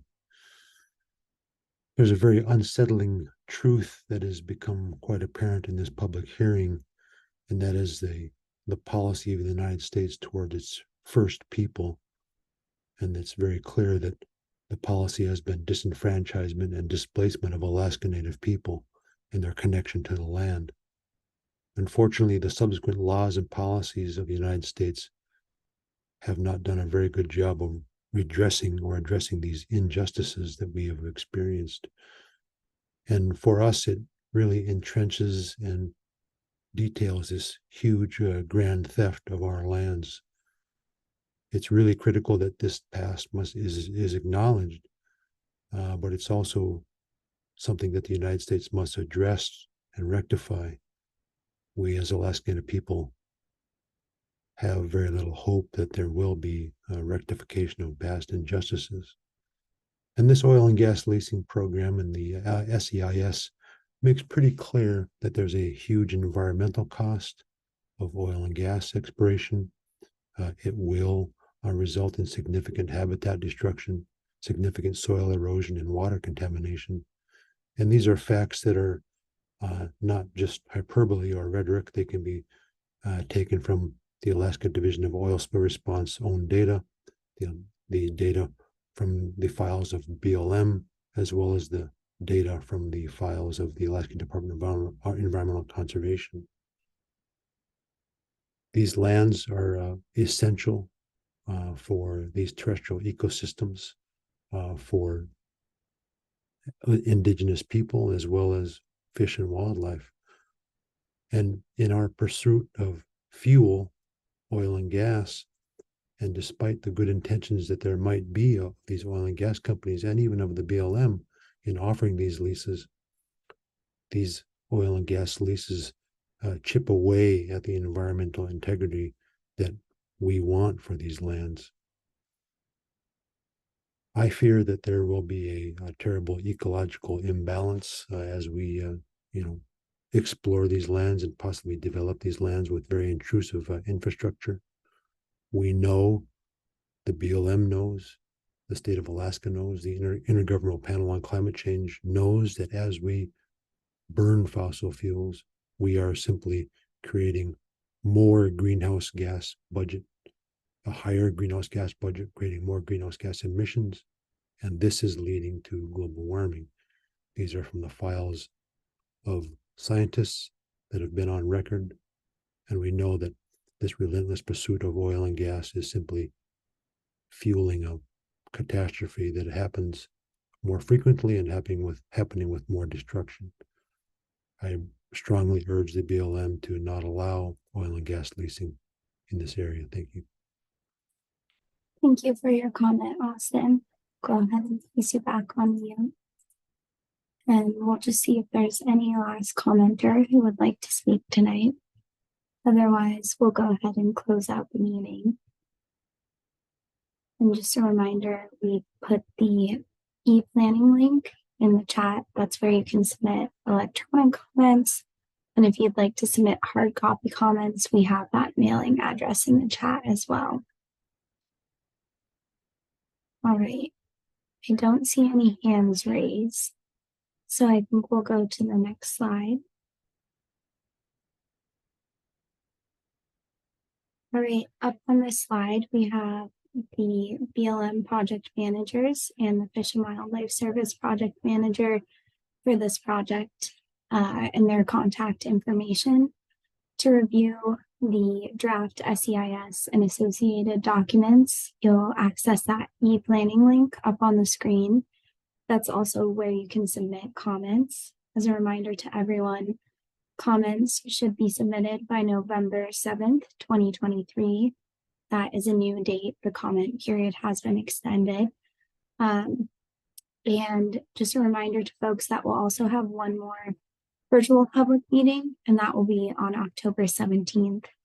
And you can find information about that on that ePlanning website that is being consistently updated. So that is your best source for up-to-date information. All right.